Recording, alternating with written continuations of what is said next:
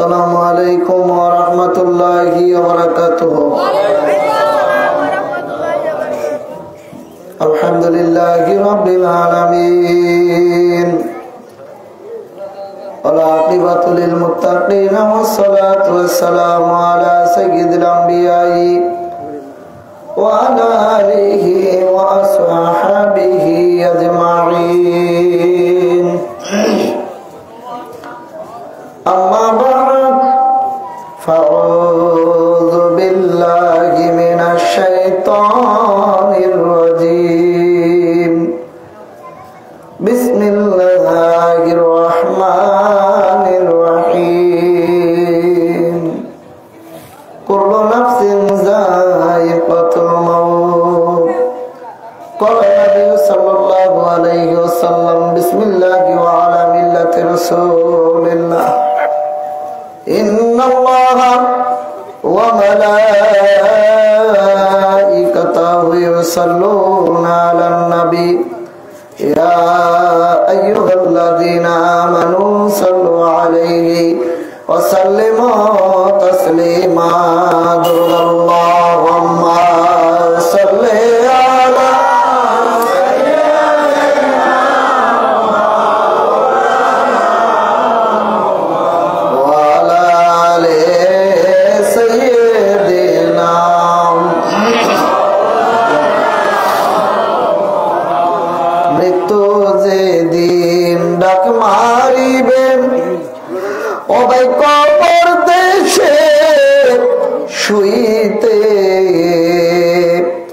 জোগাড় কিছু করছনি বন্ধু তার মাঝেতে বিসাতে আল্লাহুম্মা সাল্লি আলা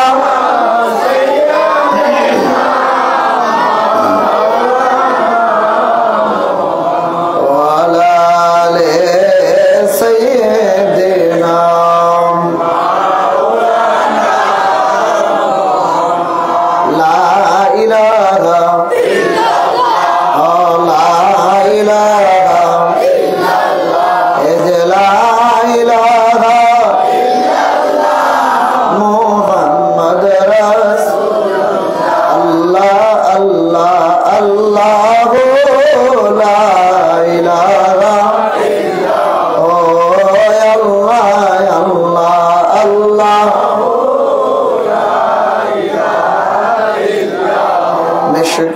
হতে সুবাসিত পচিনায় আপনার নবী মেশক হতে সুবাসিত পচিনায় আপনার খোদার পরে উচ্চ মাকাম সৈয়দুল বাশার নবীজি আল্লাহ আল্লাহ আল্লাহ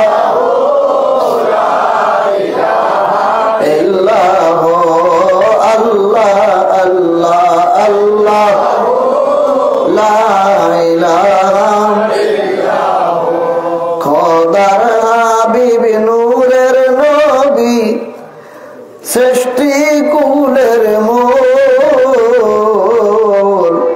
খোদার হাবিব নূরের নবী সৃষ্টি কুলের মূল মহান আল্লাহ নাম রেখেছেন মহান আল্লাহ নাম রেখেছেন মুহাম্মদ রাসূল নবীজি আল্লাহ আল্লাহ আল্লাহ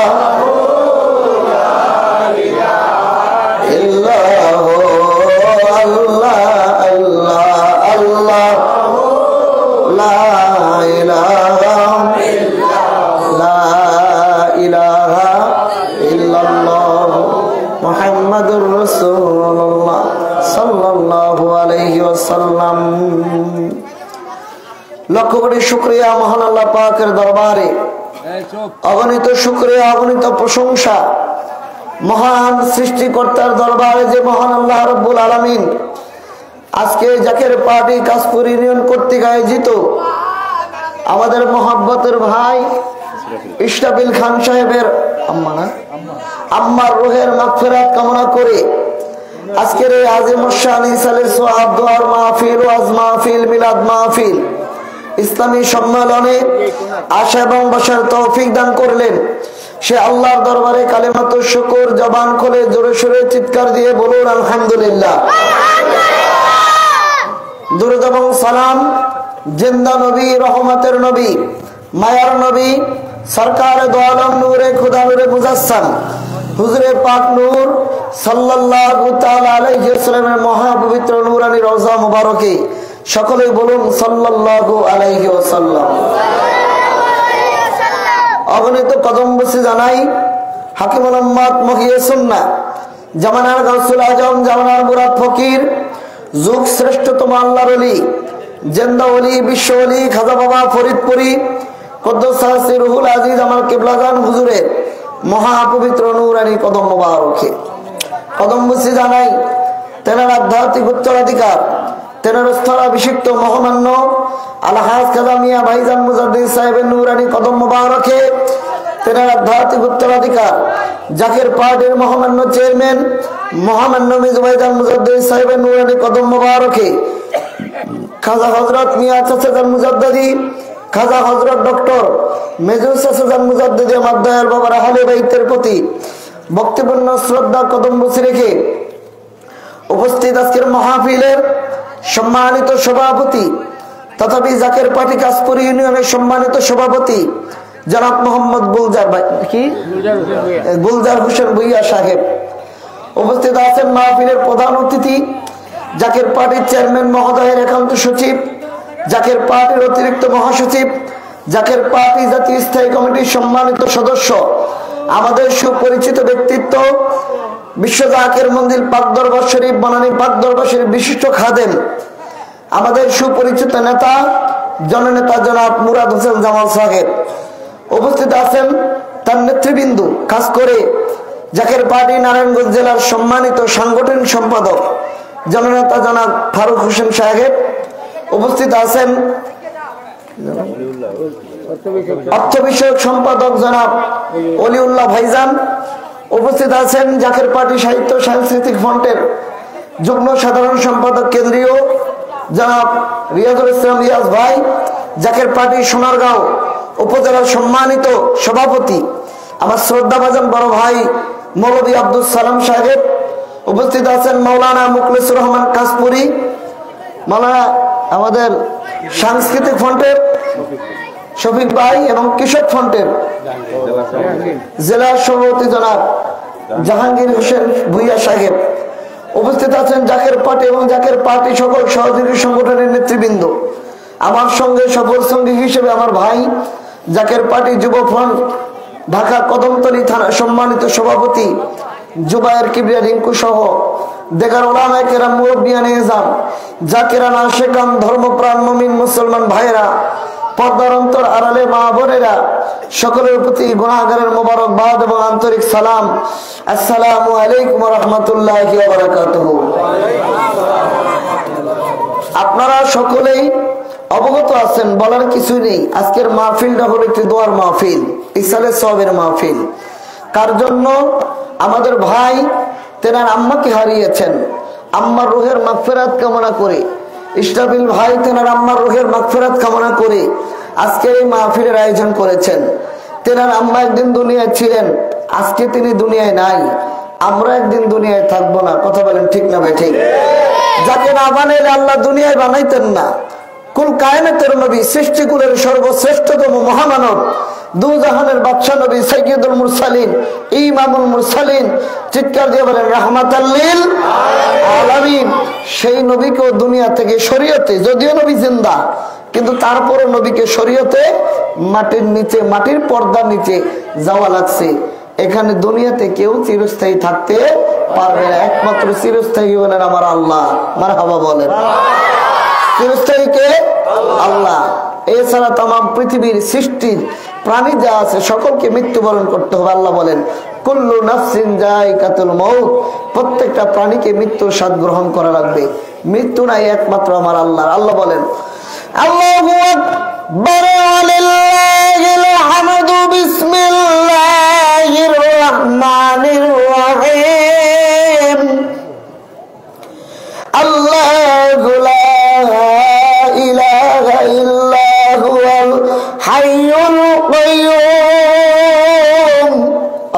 সুবহানাল্লাহ বলে। আল্লাহ পাক আয়াতুল কুরসিতে আল্লাহর পরিচয় দিচ্ছেন। আল্লাহ তিনি এমন এক আল্লাহ, লা ইলাহা হুয়াল হাইয়ুল কাইয়ুম, তিনি ছাড়া ইবাদতের কেউ নাই। তিনি হুয়াল হাইয়ুল কাইয়ুম, তিনি চিরঞ্জীব, তিনি ছিলেন, তিনি আছেন, তিনি থাকবেন। কতক্ষণ থাকবেন, কত সময় থাকবেন, কত দিন পর্যন্ত থাকবেন এই কথা বলা যাবে না। কারণ আল্লাহ ছিলেন, আল্লাহ আছেন, আল্লাহ থাকবেন, দুনিয়ার কিছু থাকবে না। আমার আল্লাহ সূরা রহমানে বলেন, কুল্লু মান আলাইহা ফান ওয়া ইয়াবকা ওয়াজহু রাব্বিকা যুল জালালি ওয়াল ইকরাম। আল্লাহ বলেন কুল্লু মান আলাইহা ফান, সব ধ্বংস হয়ে যাবে।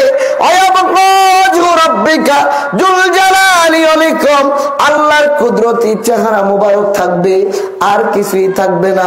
দুনিয়া ধ্বংস হয়ে যাবে, কিয়ামত অনুষ্ঠিত হয়ে যাবে, মৃত্যু যখন হয়ে যাবে, সবাই যখন একেবারে অজ্ঞান, কাউকে আমার আল্লাহ আর হুঁশ ফিরান নাই। কিয়ামতের ময়দান সাজাবেন, তখন আমার আল্লাহ দাঁড়ায় বলবেন, লিমানুল মুলকু ইয়াউম, আজকের দিনের বাদশাহী কার? কোথায় দেশের এমপি, কোথায় মন্ত্রী, কোথায় মিনিস্টার, কোথায় রাজা বাদশাহ? তোমরা দুনিয়াতে কত তাকাব্বুরি করেছিলা, ক্ষমতার দাপট দেখাইছিলা, রাজত্বের অহংকার করেছিলা, সম্পদের বড়াই করেছিলা। আজকের দিনের বাদশাহী কার? কেউ উত্তর দিতে পারবে না, কেউ নাই। উত্তর দিবেন কে? তখন আছে একমাত্র আল্লাহ। মুখ করে বলেন আছে কে? একমাত্র আল্লাহ আছে, কেউ উত্তর দেওয়ার ক্ষমতা নাই। তখন আমার আল্লাহ নিজে বলবেন, আজকের দিনের বাদশাহী একমাত্র আপনি আল্লাহর। কারণ আল্লাহর তো মৃত্যু নাই, সকল কিছুর মৃত্যু হয়ে গেছে। আমার আল্লাহর নবী বলেন, আল্লাহ তাআলা তখন আমি নবী মুহাম্মদের উপরে দুরূদ শরীফ পাঠাইতে থাকবেন। সুবহানাল্লাহ বলেন। সূরা সফ আল্লাহ বলেন, সাব্বাহা লিল্লাহি মা ফিস সামাওয়াতি ওয়াল আরদ, আসমান এবং জমিনে যা কিছু আছে সব আমি আল্লাহর জিকির করে প্রশংসা করি। আসমান জমিন গ্রহ তারা আল্লাহর জিকির করে তারা। বলেন আসমান জমিন গ্রহ তারা আল্লাহর জিকির করে তারা। মানুষ হইয়া তোমরা কেনে আল্লাহর জিকির করো না? আল্লাহ হো আল্লাহ রে মন আল্লাহ পনা। বলেন আল্লাহ হো আল্লাহ রে মন আল্লাহ করো। আল্লাহর নামে এত মধু ডাইকা কেন তোমরা দেখো না? আমার মাওলার নামে এত মধু জয়বা কেন তোমরা দেখো না? আল্লাহ হো আল্লাহ রে মন আল্লাহ করো। জবান খুলে বলেন মারহাবা, জবান খুলে বলেন আল্লাহু আকবার। আল্লাহর জিকির আসমান জমিন করে, গ্রহ নক্ষত্র করে, কিন্তু সকল সৃষ্টি ধ্বংস হয়ে যাবে, আল্লাহর জিকির বন্ধ থাকবে। কিন্তু আল্লাহ পাক সূরা আহজাবের 56 নম্বর আয়াতে বলেন, ইন্নাল্লাহা ওয়া মালাইকাতাহু, আমি আমার ফেরেশতারা ইউসাল্লুনা আলান নবী, আমার নবীর উপরে দুরূদ প্রেরণ করতেছি, করতে থাকবো, করতেছি, করতে থাকবো, করতে থাকবো। কতদিন করবেন? আল্লাহ যতদিন থাকবেন। দুনিয়ার সব ধ্বংস হয়ে যাবে, কেউ আল্লাহর জিকির করবে না, কিন্তু তখনও আমার আল্লাহ থাকবে। আর তখন আমার আল্লাহ আমার নবীর উপরে দুরূদ প্রেরণ করতেই থাকবে, করতেই থাকবে। চিৎকার দিয়ে বলেন মারহাবা, আর বলেন মারহাবা। আল্লাহ বলেন, পৃথিবীর মানুষ তোমাদের সকলকে দুনিয়া থেকে বিদায় নেওয়া লাগবে। প্রত্যেকটা প্রাণীকে মৃত্যুর স্বাদ গ্রহণ করা লাগবে। মরেই যেহেতু যাইবা, ক্ষমতা যেহেতু থাকবে না, বাদশাহী থাকবে না, মন্ত্রীগিরি থাকবে না। কত বছর আগের দিনের মানুষ 500 বছর, 700 বছর, 1000 বছর, 1500 বছর হায়াত পেয়েছে। আমাদের হায়াত কত? হাদিসে পাকে আল্লাহর নবী বলেন, আমার উম্মতের গড় আয়ু হলো 60 থেকে 70। সুবহানাল্লাহ বলেন। নবীজির হাদিস, আমার উম্মতের গড় আয়ু কত? 60 থেকে 70। আমার উম্মতের হায়াত হলো কম, কিন্তু আমার উম্মতের নেকি হবে বেশি। জোরে জোরে জোরে জোরে কি বলেন? অন্য নবীর উম্মতের হায়াতের তুলনায় আমাদের হায়াত কম না? একেবারে কম। 150 বছরের কোন মানুষ কাশপুরে আছে? আসেনি। 150 বছরের 100 বছরের খুঁজে পাওয়া যাইতে পারে কাদাসি 2-1টা, কিন্তু 150 বছরের কোন মানুষ নাই। আজকে 15ই ডিসেম্বর 2024, আজকে থেকে শুরু করে 200 বছরের মাথায় আমরা একজনও নাই। এখানে যারা আছেন একজনও নাই, ক্ষমতা নাই, বাদশাহী নেই। আমার হুজুর বলতেন ছিল সাদাদনম রোদ কারুণ ছিল মিশরাধিপতি ফেরাউন ধনে জনে মানে নাগিছিল নুন্ন নবী পদবিনে ভাবো সবই মিশে। সাদ্দাত, নমরুদ, ফেরাউন নিজেকে খোদাই বলে দাবি করেছে। আনা রব্বুকুমুল আলা, আমি হইলাম বড় খোদা, এরকম দাবি তারা করেছে। কিন্তু হযরত মুসা নবীকে না মানার কারণে আমার আল্লাহ ফেরাউনকে পানিতে ডুবায় মারছে। ইব্রাহিম নবীকে না মানার কারণে আমার আল্লাহ নমরুদকে ল্যাংড়া মশা দিয়ে মারছে। অর্থাৎ যার যার জামানার নবী ছাড়া তার জীবন বিফলে। আর সমস্ত নবীদের যিনি নবী, সমস্ত নবীদের যিনি নবী, আপনার আমার নবী, দোজাহানের বাদশা নবী, চিৎকার দিয়ে বলেন রাহমাতাল লিল আলামিন। এই নবীর উম্মত যারা হবে, এই নবীর সত্য তরিকায় যারা থাকবে, এই নবীর দলে যারা থাকবে, এই নবীর আদর্শে যারা থাকবে, নবীর জীবনী যারা জীবনে বাস্তবায়ন করবে, তাদের ইহকালও ভয় নাই, পরকালও কোনো ভয় নাই। আমার আল্লাহ বলে লাকাদ কানা লাকুম ফি রাসূলিল্লাহি উসওয়াতুন হাসানা, আমার নবীর জীবনী হলো তোমাদের জন্য সর্বোত্তম আদর্শ। বান্দারে, যদি আদর্শ পাইতে চাও, জীবনী কারো ফলো করতে চাও, কারো জীবনী তোমার জীবনে বাস্তবায়ন করতে চাও, আমার নবী মুহাম্মদের জীবনী তোমার জীবনে বাস্তবায়ন করো। কারণ আমার নবীর জীবনী যদি তোমার জীবনে বাস্তবায়ন হয়, আমার নবীর আদর্শ যদি তোমার জীবনে বাস্তবায়ন হয়, আমার নবীর জীবনী যদি তোমার জীবনে ফলো থাকে, নবীর আদর্শ যদি তুমি পালন করো, তোমার বয়স হলো কম, তোমার হায়াত হলো কম, আমি আল্লাহ তোমার নেকি বাড়ায় দিব। দুই হাত তুলে বলেন আল্লাহু আকবার, হাত তুলে বলেন আল্লাহু আকবার। ওই নবী আমরা চাই কি চাই না? জোরে বলেন চাই কি না? চাই কিনা? নবী আছে যেখানে আমরা আছি, দরুদ কিয়াম যেখানে, চিৎকার দিয়ে বলেন মারহাবা। আমার দয়াল নবী যেই দেশে ঘুমায়, আর প্রেম যদি শিখবি রে মন, প্রেম যদি করবি রে মন, সব ছেড়ে চল মদিনায়। আমার নূরের নবী যেই দেশে ঘুমায়, আমার নূরের নবী যেই দেশে ঘুমায়। এ মুসলমান, আমার ভাই মোহাম্মদ ইসরাফিল ভাইয়ের আম্মা যেমন ইন্তেকাল করেছে, আমরা ইন্তেকাল করব। আল্লাহর হাবিব রহমাতুন নবী ইন্তেকাল শরীফ করেছেন। আল্লাহ নবী এ মুসলমান কবরস্থান জিয়ারত করতে গেলেন। সফর মাসের মাস বরাবর আল্লাহর হাবিব জান্নাতুল বাকি কবর জিয়ারত করলেন। কবর জিয়ারত করে নবী দুইটা হাত তুলে দোয়া করেন, আল্লাহ কবরবাসীদেরকে তুমি মাফ করে দাও, কবরবাসীদেরকে তুমি ক্ষমা করে দাও, কবরবাসীদেরকে তুমি ক্ষমা করে দাও, কবরবাসীদের কবর আযাব মাফ করে দাও। কবরস্থানে গিয়ে আল্লাহ নবী হাত তুলে দোয়া করলেন। দোয়া মুবারক করে নবীজি মোনাজাত শেষ করে যখন বাড়িতে আসলেন, ঘরে আসলেন, আয়েশা দেখে নবীজির স্ত্রী আম্মাজান আয়েশা সিদ্দিকা রাদিয়াল্লাহু তাআলা আনহা, তিনি মাথা ব্যথায় কাঁদতেছে, আমার মাথা গেল, আমার মাথা গেল, আমার মাথা গেল। এমনি সময় আল্লাহর হাবিব ডাক দিয়ে বলে, আয়েশা কি হয়েছে আপনার? আপনি কেন কাঁদেন? আয়েশা বলে, ইয়া রাসূলুল্লাহ, আমার মাথায় প্রচন্ড যন্ত্রণা, আমার প্রচুর মাথা ব্যথা হচ্ছে। আল্লাহর নবী ডাক দিয়ে বলেন, আয়েশা, আপনার মাথা না আমার মাথা।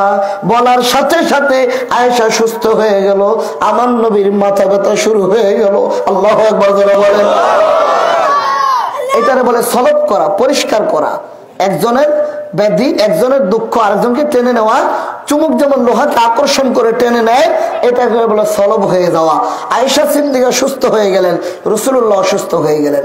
আল্লাহর নবীর শরীর মোবারক অসুস্থ, জ্বর। আল্লাহর নবী সফর মাসের শেষ বুধবার সকালবেলা একটু সুস্থতা বোধ করলেন। নবীজি বললেন, আয়েশা, আমার শরীরটা সুস্থ লাগে, আমাকে গোসল করায় দাও। আম্মাজান আয়েশা সিদ্দিকা আমার নবীকে গোসল মোবারক করাইলেন। সাহাবীদের কানে খবর গেল, আমার নবী সুস্থ বোধ করতেছে। মারহাবা কোন, মারহাবা কোন। সাহাবী খুশি হইলেন। কোন সাহাবী হাজার হাজার দিরহাম মানুষের মাঝে বিলায় দিলেন, কোন সাহাবী উট জবাই করা শুরু করে দিলেন, আনন্দ করতে লাগলেন। মারহাবা কোন। এখানে কোথায় লেখা আছে? কোথায় লেখা আছে নবী সুস্থ হলে উট জবাই করতে হবে? কোথায় লেখা আছে নবী সুস্থ হলে দিনার বিলাই দিতে হবে, মোহর বিলাই দিতে হবে? এটা ভালোবাসার কারণে, মহব্বতের কারণে। লা মুকাদ্দামা বিহুব্বি, মহব্বতের কাছে কোনো মামলা নাই। মহব্বত এমন এক জিনিস, হারাম করেছেন, সেই হারামটা হাদিসে পরিণত হয়ে গেছে। যেটা সাহাবীরা করতে চান নাই, ইসলামী শরীয়তের বহির্ভূত, সেই কাজ নবীর প্রেমে করার কারণে ওটা হাদিসের কিতাবে লিপিবদ্ধ হয়ে গেছে। সুবহানাল্লাহ বলেন।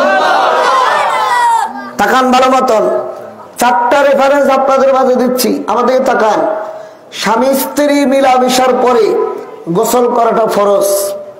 গোসল করতে হবে, ইসলামী শরীয়ত, নয়তো আপনার দেহ নাপাক থাকবে। নিজের অঙ্গ নিজে হানি করা, হাত কাটা, পা কাটা, নাক কাটা, চোখ কাটা ইচ্ছা করে, এটা হারাম। এটা ইসলামী শরীয়তে জায়েজ নাই। 2টা, মানুষের রক্ত মানুষের জন্য পান করা হারাম। আপনার রক্ত আমি পান করতে পারবো না, আমার রক্ত আপনি পান করতে পারবেন না, খাওয়াটা হারাম। হারাম হলো 3টা। মুসলমান মানুষের পেশাব, একজনের পেশাব আরেকজনের পান করা হারাম। একজনের পেশাব আরেকজনের কাপড়ে লাগলে কাপড় নাপাক হয়ে যাবে, এটা হারাম। এই 4টা হারাম কাজ করেছেন সাহাবায়ে কেরাম আমার নবীর প্রেমের কারণে। আপনার আমার কাছে হারাম, নবী সাহাবীদের কাছে এটা প্রেমের কারণ হয়, মহব্বতের কারণ হয়। গভীর মনোযোগ লাগান, অন্তরের গান লাগান। আল্লাহর হাবিবের সাহাবী হযরত ওয়াইস করনী রাদিয়াল্লাহু আনহু নবীর সাহাবী হন নাই, নবীকে কখনো সরাসরি দেখেন নাই, চর্মচোখে নবীর দিদার হয় নাই, আধ্যাত্মিক চোখে ওয়াইস করনী নবীকে দেখেছেন। নবীর প্রেমে আপনারা জানেন 32টি দান ভাঙছে, দাঁত শহীদ করছে। কোরআনের কোন জায়গায় আছে, হাদিসের কোন জায়গায় আছে নবীর দাঁত ভাঙলে আপনার দাঁত ভাঙা লাগবে? হাদিসের কোনো কিতাবে নাই, কোরআনের কোনো আয়াতে নাই। এটা প্রেমের কারণে ভাঙছে, যার কারণে এটা হাদিসে লিপিবদ্ধ হয়েছে। জোরে জোরে জোরে। উহুদের ময়দানে সাহাবায়ে কেরামগণ যুদ্ধের ময়দানে চলে গেলেন। হযরত হানজালা খবর পেলেন, সাহাবীরা কে যেন আওয়াজ দিয়ে বলল, মুহাম্মদ আমিন শহীদ হয়ে গেছে। হানজালা স্বামী স্ত্রী মিলামিশা করে গোসল করতে যাবেন, এমন টাইমে খবর পাইলেন হানজালা নবী মুহাম্মদ আমিন শহীদ হয়ে গেছে। হানজালা চিন্তা করলেন, গোসল করব না যুদ্ধের ময়দানে যাব? দেরি দেরি। দেখেন, যদি গোসল করত মাত্র 5 মিনিট থেকে 10 মিনিট সময় লাগতো। একটা পুরুষের 10 মিনিটের বেশি লাগে না গোসল করতে। 10টা মিনিট যদি সময় দিত তাহলে গোসল করে যেতে পারত। এই ওয়াজ আপনারা সবাই জানেন, শুধু আমি মনে করার জন্য বলতেছি। হানজালা দেরি করলেন না, গোসল করলেন না, তরবারি হাতে নিয়ে নবীর প্রেমে যুদ্ধের ময়দানে চলে গেলেন। কচুয়া গাছের মতো জাহান্নামীদেরকে জাহান্নামে পাঠাইয়া হানজালা শাহাদাতের পেয়ালা পান করলেন। ইন্না লিল্লাহি ওয়া ইন্না ইলাইহি রাজিউন। বলেন আল্লাহু আকবার। নবী বলেন, সাহাবীরা রে, আমার উহুদের ময়দানে যারা ধর্মের জন্য জীবন দিয়েছে একজনকেও গোসল করাইও না। গোসল ছাড়া তোমরা কাফন পরাও, দাফন দিব। কেন? সাহাবীরা প্রশ্ন করলো। নবী বলল, সাহাবীরা কাল হাসরের মাঠে আমার এই সাহাবীরা যুদ্ধের ময়দানের এই পোশাক পরে উঠবে। আমি আল্লাহকে বলবো, আল্লাহ আমার সাহাবীরা আপনার ধর্মের জন্য জীবন দিয়েছে, আল্লাহ এক এক ফোঁটা রক্তের বিনিময়ে আমি আমার গুনাহগার উম্মতের নাজাতের ব্যবস্থা করে নেব। সুবহানাল্লাহ, বলেন আল্লাহু আকবার। সাহাবায়ে কেরাম যুদ্ধের ময়দানে হামজালার লাশ খুঁজে, হামজালার বিবি এসে বলে, ইয়া রাসূলুল্লাহ আপনার কদম মোবারকে আমার আরজি, সকলকে আপনি গোসল ছাড়া কবর দিতে পারেন, কিন্তু আমার স্বামীকে আপনি গোসল ছাড়া কবর দিয়েন না। কেন কেন? ইয়া রাসূলুল্লাহ আমার স্বামীর এখনো ফরজ গোসল বাকি রয়ে গেছে। হুজুর আমার স্বামী এখনো গোসল করে নাই। ইয়া রাসূলুল্লাহ, ইয়া হাবিবাল্লাহ দয়া করে আমার স্বামীর গোসলের ব্যবস্থা করেন। নবী বললেন, হানজালার না বাসর ঘর ছিল, হানজালা কি যুদ্ধের ময়দানে চলে এসেছে? হানজালার বিবি কান্দে আর বলে, হুজুর যখন শুনছে আপনি হুদের ময়দানে শহীদ হয়ে গেছে, আমার স্বামী যখন শুনছে আপনি জীবন দিয়েছে, একটা মুহূর্ত দেরি করে নাই হুজুর, দৌড়ে এসেছে আপনার প্রেমে হুদের ময়দানে। আমার স্বামীর গোসল বাকি রয়ে গেছে। নবী বলে, সাহাবীরা হানজালার লাশ আনো, গোসল করাইবা খুঁজতে থাকো। তামাম হুদের ময়দান তন্ন তন্ন করে লাশ খুঁজে, কোথাও সাহাবীরা লাশ পায় না। আমার আল্লাহ ডাক দিয়ে কয়, জিবরাইল আমার বন্ধুরে যায় বলে দে হামজালা আমার বন্ধুর প্রেমে উহুদের ময়দানে এসেছে। আমার আল্লাহর ফেরেশতারা হামজালাকে জান্নাতের পানি দিয়ে গোসল করাইতেছে। চিৎকার করে বলেন আল্লাহু আকবার, বলেন ইয়া রাসূলুল্লাহ। নবীজির গুণের কথা বলবো গো কারে, নবীজির শানের কথা বলবো গো কারে, নুরংশ দেওয়ানা জঙ্গলায় ঠিকানা, গড়িয়া গেলেন নবী দারে গো দারে, নবীজির শানের কথা বলবো গো কারে। এলাহি আলামিন আসমানের জমিন, এলাহি আলামিন আসমানের জমিন, পয়দা করিল আল্লাহ যার খাতিরে, নবীজির শানের কথা বলবো গো কারে, নবীজির গুণের কথা বলবো গো কারে। জবান খুলে কোন মারহাবা, আর জবানে মারহাবা। হানজালার বিবি আল্লাহর হাবিবের কাছে আবেদন জানাইলে সাহাবীরা লাশ খোঁজা। আল্লাহ বলেন, বন্ধু আপনার প্রেমে জীবন দেওয়ার কারণে হানজালাকে জান্নাতের পানি দিয়ে গোসল করানো হইতেছে। আমাদেরকে তাকান, এই কথাটা হাদিসে এসেছে। কেন এসেছে? হানজালা ফরজ গোসল ফরজ, এই মাসালা কি হানজালা জানে না? কথা বল না কেন? জানে না? হানজালা গোসল ফরজ জানে, যাইনাও নবীর প্রেমে ফরজ গোসল বাদ দিয়েছে। নবীর প্রেম হলো আগে, নবীর জন্য বাঁচা, নবীর জন্য মরা, গোসল বাদ দিয়ে দর দিলেন। নবীর প্রেমে হারাম কাজ করার কারণে এইটা হাদিসের কিতাবে হাদিস হিসেবে লিপিবদ্ধ এসেছে। প্রেমের কাছে কোনো মাসালা নাই, প্রেমের কাছে কোনো দলিল নাই, প্রেমের কাছে কোনো ফতোয়া নাই। আল্লাহু আকবার বলেন। এই হলো এক নম্বর। দুই নম্বর, যখন সাহাবায়ে কেরামগণ কানের ভিতরে শুনলেন আল্লাহ নবীর দাঁত মুবারক শহীদ হয়ে গেছে উহুদের ময়দানে, উপর থেকে নবী গর্তের ভিতরে পড়ে গিয়েছেন, মাটির ভিতরে পড়ে গিয়েছেন, ধাক্কা লেগে নবীর সামনের দুইটা দাঁত পড়ে গেল। এই খবর গেল হযরতে ওয়াইস করনী রাদিয়াল্লাহু আনহুর কাছে।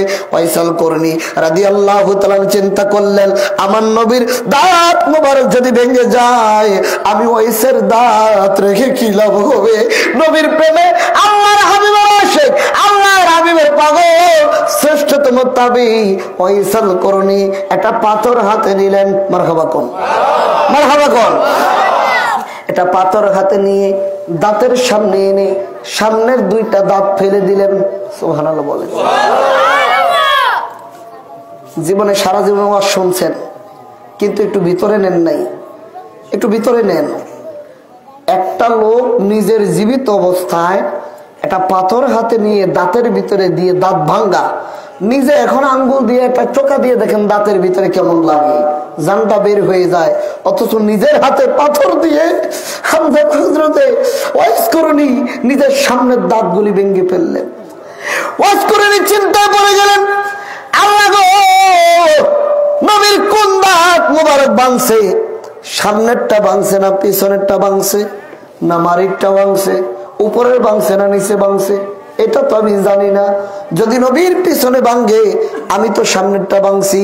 নবী যদি সামনেরটা ভাঙ্গে, কোনটা ভাঙছে, উপরে না নিচে, তাও তো আমি জানি না। হযরত ওয়াইস করণী একটা পাথর হাতে নিয়ে একে একে একে একে নবীর প্রেমে নিজের 32টি দান খুলে ফেলে দিলেন। আল্লাহু আকবার বলে। এটা হারাম, অঙ্গহানি করা হারাম। ইসলামে অঙ্গহানি করা জায়েজ নাই। অথচ ওয়াইস করণী নবীর প্রেমে অঙ্গহানি করার কারণে আমার নবী ওমরকে ডাক দিয়ে বলে, জান্নাতের সুসংবাদ প্রাপ্ত 10 জন সাহাবী, যাদেরকে আশ্রয় মুবাশশারা বলে, যাদেরকে আমার আল্লাহ দুনিয়াতে জান্নাতের সার্টিফিকেট দিয়েছে আমার নবীর ভালোবাসার কারণে। এর ভিতরে 2 নম্বর হলো হযরতে সাইয়েদনা ওমর ইবনুল খাত্তাব রাদিয়াল্লাহু আনহু। নবী বলে, ওমর রে, এই যে আমার জুব্বা, এই জুব্বাটা নেও। ওমর ভাবছে আমি নবীকে, নবী আমাকে দিবে। ওমর খুশি হয়ে গেলেন। ওমর রে, নবীকে, ওমর এটা তোমার জন্য না রে ওমর, এই জুব্বাটা করণ শহরে আমার এক আশেক আছে, আমার এক পাগল আছে, তার নাম হলো ওয়াইস করণী। তেনার সারা শরীরে চর্মরোগ ছিল, কেউ বলে কুষ্ঠরোগ ছিল, শরীরটা ভালো হয়ে গেছে, কিন্তু তার হাতের ভিতরে পয়সার মতো। সুবহানাল্লাহ বলে, জোরে জোরে। দেখেন নবী কেমন নবী, নবীর আল্লাহ কেমন জানাইছে। কোন জায়গায় যিনি সরাসরি দেখে নাই, কোথায় ওয়াইস করণী করণ শহর, আর কোথায় নবী, ওয়াইসের কোন জায়গায় চর্মরোগ হয়েছে আমার নবী তাও জানে, কতটুকু ভালো হয়ে গেছে নবী তাও জানে, কোন জায়গায় আছে নবী তাও জানে, কতটুকু আছে নবী তাও জানে। মারহাবা বলেন না, বলেন নবীরে জানাইছে কে? যেরকম যেরকম আর যেরকম। এটার নাম গাইবের সংবাদ। নবী শব্দের অর্থ হলো গাইবের খবর দেনেওয়ালা। পঞ্চ ইন্দ্রিয়ের বাইরে চোখে দেখা যায় না, স্বাদ নেওয়া যায় না, অনুভব করা যায় না, ধরা যায় না, ছোঁয়া যায় না, এইগুলোর সংবাদ হলো গাইবের। এই দেওয়ালের পিছনে কি আছে আমার কাছে গাইব আমি দেখি না, আপনার কাছে গাইব আমি দেখি না, কিন্তু কোথায় করণ শহর, কোথায় ওয়াইস করণী, নবী বলে তার শরীরে রোগ ছিল, ভালো হয়ে গেছে, কতটুকু আছে তাও নবী জানে, কোন জায়গায় আছে তাও নবী জানে। নবী বলে, ও ওমর শোনো, ওই ওয়াইস আমার কাছে সরাসরি কখনো আসে নাই, আসতে পারে না, তবে তার মায়ের সেবার কারণে, মার খেদমতের কারণে, মার তাজিমের কারণে, মার ইজ্জতের কারণে, মার খেদমত করতে গিয়ে আমি নবীর রিসালাতের দরবারে হযরত ওয়াইস করণী আসতে পারে নাই। তুমি এই জুব্বাটা আমার ওয়াইসের হাতে তুলে দিও। জোরে জোরে জোরে। এই জুব্বাটা আমার ওয়াইসের হাতে তুলে দিও, আর আমার ওয়াইসকে বলবা তিনি যেন আমার উম্মতের জন্য দোয়া করে। ওমর, তুমি যদি তাকে পাও তাহলে তুমি ওমর ও তাকে দিয়ে তোমার জন্য দোয়া করে নিও। এটা তো জান্নাতের সুসংবাদ প্রাপ্ত সাহাবী ওমর, 10 জনের একজন। সেই ওয়াইসকে দিয়ে নবী বলতেছে, ওমর তুমি তাকে দিয়ে দোয়া করে নিও। কেন? প্রেমের কারণে, ভালোবাসার কারণে। যেই নবীর প্রেমে তিনি হারাম কাজ করেছেন, অঙ্গহানি করা হারাম, অথচ নবীর প্রেমের কারণে এই কাজ করার পরও আল্লাহ তার মর্যাদা বাড়ায় দিয়েছে। আশেক বিনে কে পাইবে নূর নবীর সন্ধায়, বলেন না, আশেক বিনে কে পাইবে নূর নবীর সন্ধায়, ত্রিভুবনের রহমত নবী কোরআনে প্রমাণ। বলেন, ত্রিভুবনের রহমত নবী কোরআনে প্রমাণ। আশেক হইয়া খোদা তাআলা নাম রাখিলেন হাবিবুল্লাহ,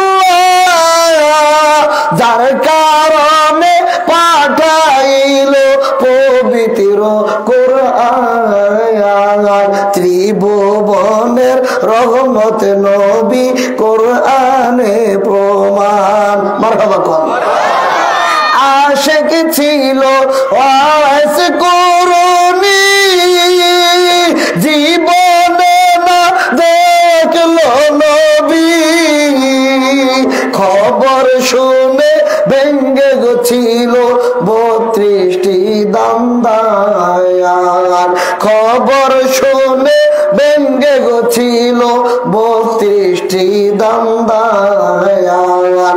আশিক বিনে কে পাইবে নূর নবীর সন্ধান, বলেন আশিক বিনে কে পাইবে নূর নবীর সন্ধান। জবান খুলে কোন মারহাবা।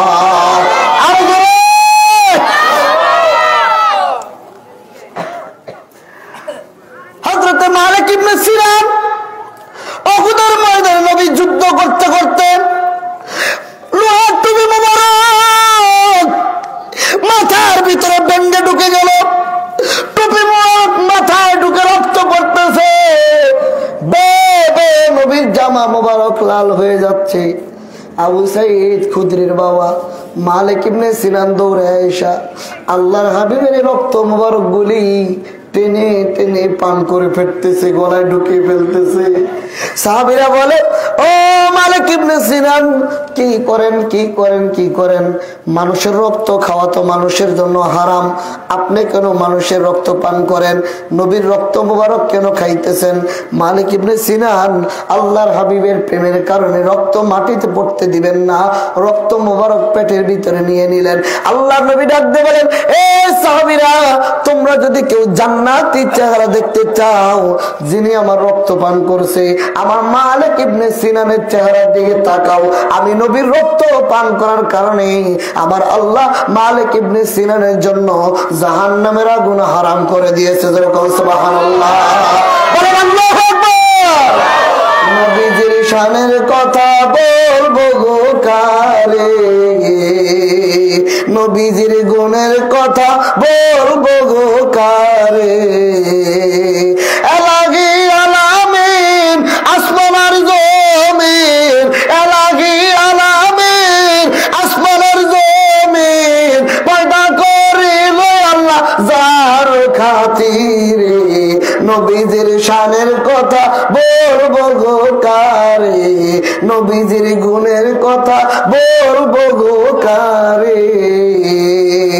লা ইলাহা কালেমা পড়েন যত উলামা, লা ইলাহা কালেমা পড়েন যত উলামা, সৃজন করিল আল্লাহ যার খাতিরে, নবীজির শানের কথা বলবো গো কারে, নবীজির গুণের কথা বলবো গো কারে। জবান খুলে বলেন মারহাবা।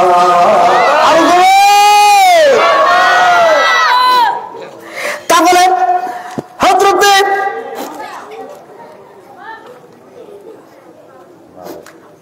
ওয়াইস করুনি নবীর প্রেমে দাঁত ভাঙলেন, নবীর পাগল হানজালা ফরজ গোসল নবীর প্রেমে বাদ দিলেন।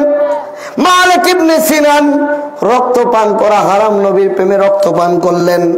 এগুলি হাদিসে লিপিবদ্ধ হয়েছে, যেগুলি হাদিস ছিল না, যেগুলি শরীয়তে ছিল না, নবীর প্রেমে করার কারণে এগুলি হাদিসে লিপিবদ্ধ হয়েছে। মারহাবা জোরে বলেন। আমার আপনার পেশাব, আমি আপনার পেশাব করলে পেশাবের ছিটা যদি গায়ে লাগে ওই কাপড় নাপাক হয়ে যায়। নবীজি পেশাব মোবারক করে চোখের নিচে খাটের নিচে রেখে দিলেন। নবীজির একদম দাসী ছিলেন উম্মে আইমান। নবীজি বলে, উম্মে আইমান লাব্বাইক ইয়া রাসূলুল্লাহ, আমার এই পেয়ালা থেকে এগুলি একটু ফেলে দিয়ে আসেন। হযরত উম্মে আইমান এই পেয়ালা মোবারক নিয়ে যখন ঘর থেকে বের হলেন, হুজরা শরীফ থেকে বের হলেন, দেখে এত সুন্দর ঘ্রাণের শরবত তার জীবনে কখনো তিনি পান করেন নাই, খান নাই। হযরতে উম্মে আইমান ডাক দিয়ে বলে, এত সুন্দর শরবত নবী আমার ফেলে দিতে বলে, এটা আমি কোথায় ফালাবো? ফালানোর প্রয়োজন নাই, এটা আমি আমার পেটের ভিতরে নেই। উম্মে আইমান এটাকে শরবত মনে করে পেশাব মোবারক নবীর তিনি খেয়ে ফেললেন। যখন খালি পেয়ালা নিয়ে আল্লাহর হাবিবের কদম মোবারক আসলেন, নবী বললেন, উম্মে আইমান কি করেছেন পেয়ালার বস্তু? উম্মে আইমান বলে, ইয়া রাসূলুল্লাহ, আমার জীবনে আমি এত সুন্দর ঘ্রাণের শরবত কখনো দেখি নাই, এত টেস্ট, এত মিষ্টি। হুজুর, আমি তো এটারে খেয়ে ফেলেছি। নবী বলেন, বলেন কি উম্মে আইমান? এটা তো শরবত ছিল না, এটা ছিল আমি নবীর পেশাব মোবারক। ও উম্মে আইমান শোনো, আমার পেশাব পান করার কারণে তোমার কোনোদিন পেটের ব্যথা হবে না। জবান করে বলেন আল্লাহু আকবার, আরো করে বলেন আল্লাহু আকবার। এবার বলেন ইয়া রাসূলুল্লাহ, আরো করে বলেন ইয়া রাসূলুল্লাহ। নবীর পেশাব মোবারক পান করলে পেটের ব্যথা ভালো হয়, এগুলি মহব্বতের কারণে, এগুলি শরীয়ত না, কিন্তু শরীয়তের বাইরে নবীর প্রেমের কারণে এগুলি হাদিসে লিপিবদ্ধ হয়েছেন।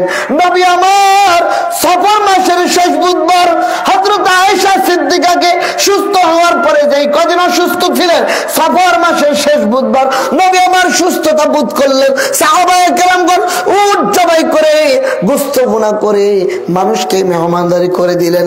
কেউ বা দিনার স্বর্ণ মুদ্রা বন্টন করলেন, কেউ বা নামাজ আদায় করলেন, কেউ বা জিকির করলেন, কেউ বা কোরআন তেলাওয়াত করলেন। নবীজি সুস্থ হয়েছে, এই জন্য আনন্দে তারা আত্মহারা হয়ে গেছেন, খুশিতে তারা আত্মহারা হয়ে গেছেন। এ মুসলমান, সফর মাসের শেষ বুধবার নবী জীবনে প্রথম শেষ গোসল করেছেন। এরপরে নবী আর জীবনে শরীয়তে গোসল মুবারক শরীয়তে করছেন কিনা, কেউ বলে করছেন, কেউ বলে করেন নাই। তবে এর মতবিরোধ রয়েছে। আমরা মনে করি হয়তো বা করছেন বা করেন নাই, আল্লাহু আলাম, আমার আল্লাহই ভালো জানে। মারহাবা বলেন, মারহাবা বলেন। আয়েশা বলেন, গোসল করাইলেন নবীকে সফর মাসের শেষ বুধবার। বিকাল বেলা নবী আমার আবার অসুস্থ হয়ে পড়লেন। আপনারা কি বলেন?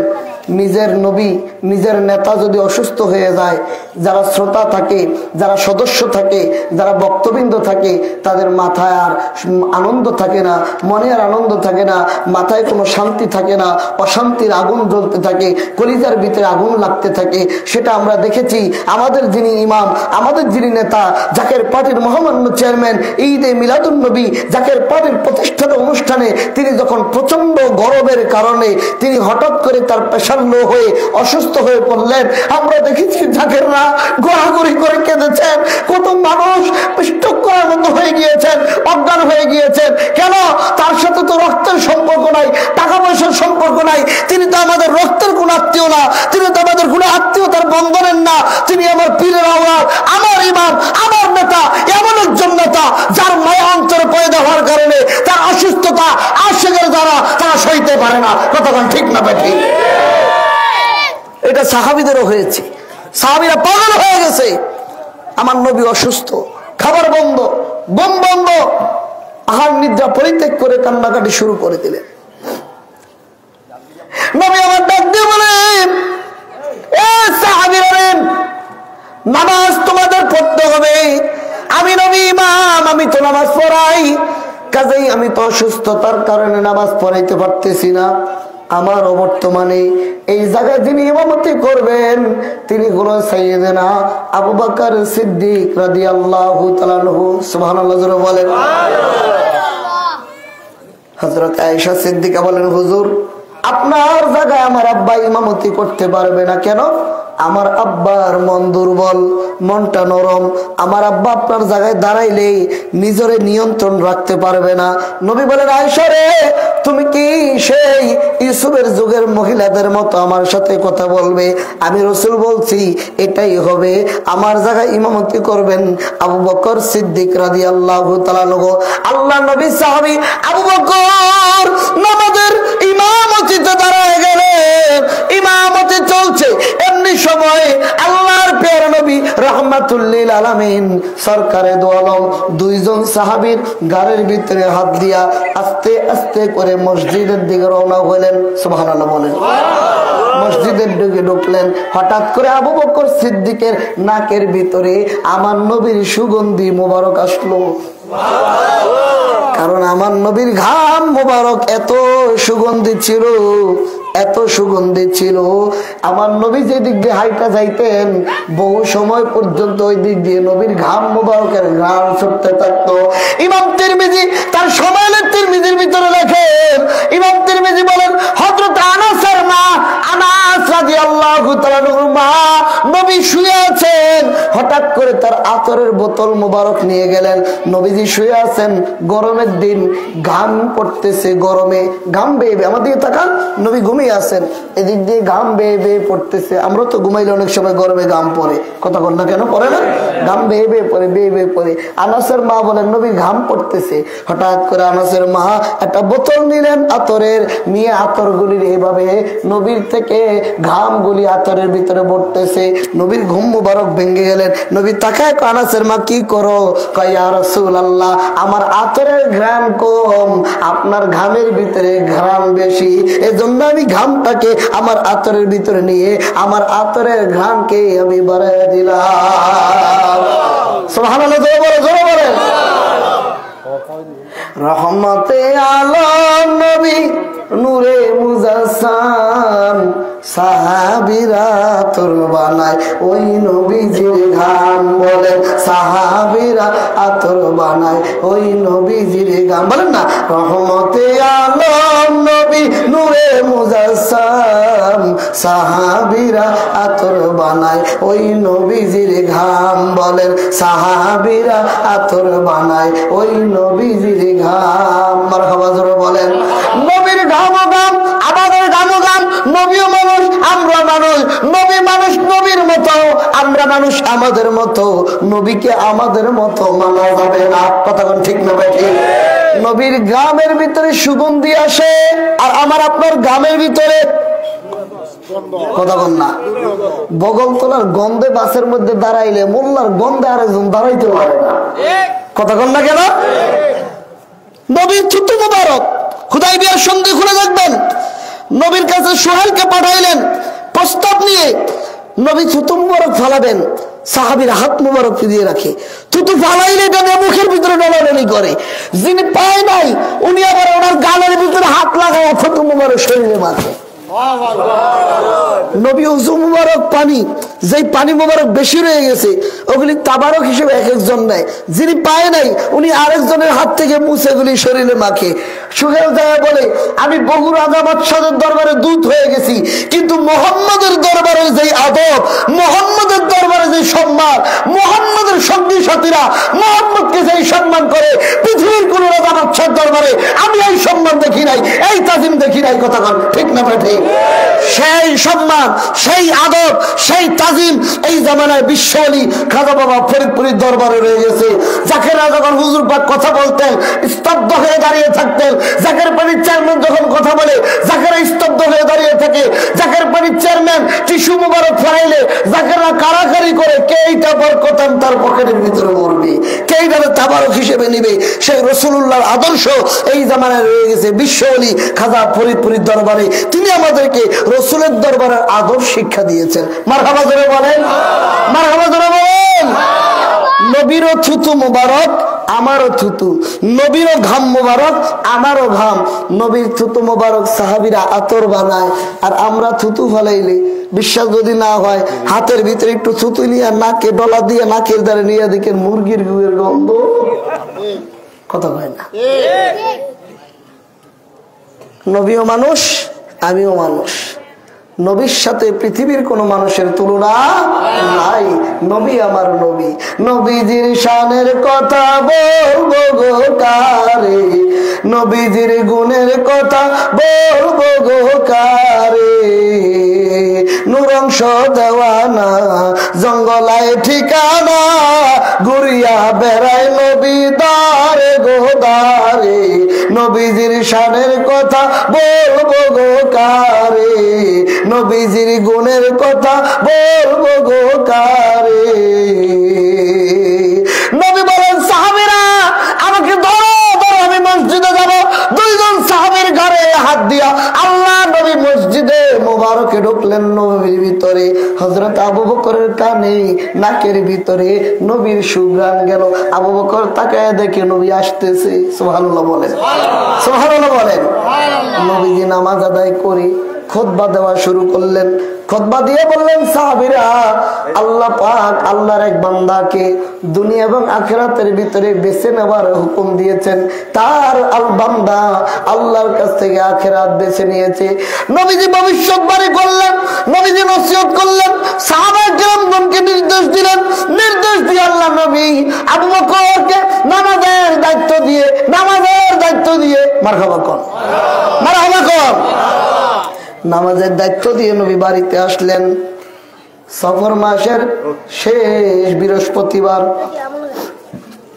এরপরে রবিউল আউয়াল, 12 রবিউল আউয়াল নবী ইন্তেকাল শরীফের দিন সকাল বেলা ফজর নামাজের পরে নবীজির শরীর মুবারক আরো বেশি জ্বরে আক্রান্ত হয়ে গেলেন।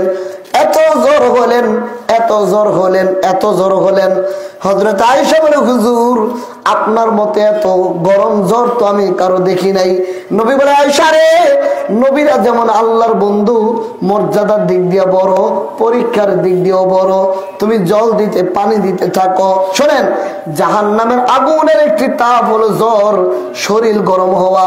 নবী বলছেন, কারো যদি জ্বর হয় সে যেন পানি দিয়ে এটাকে ঠান্ডা করে। সুবহানাল্লাহ বলেন।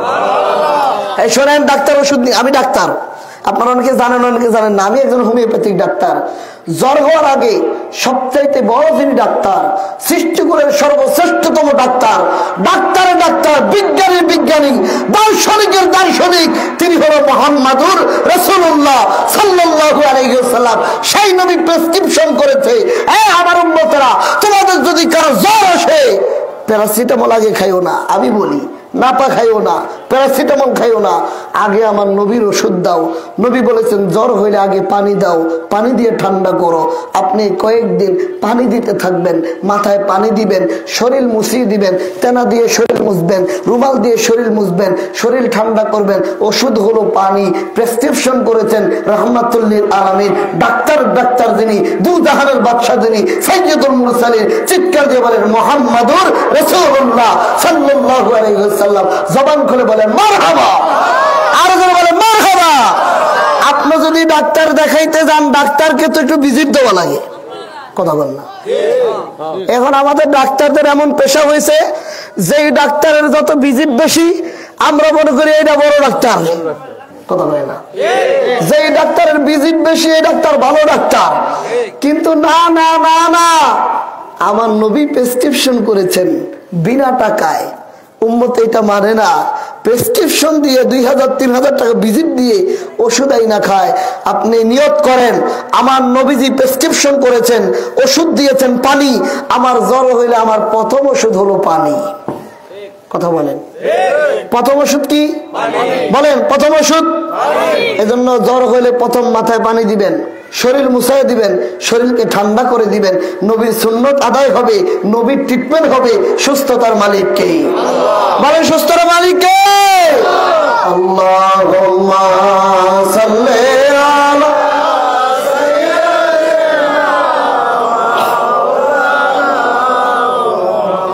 ওয়ালা আলি সাইয়্যিদিনা। সাহাবায়ে কেরামগণকে নবী ওষুধ দিতেন।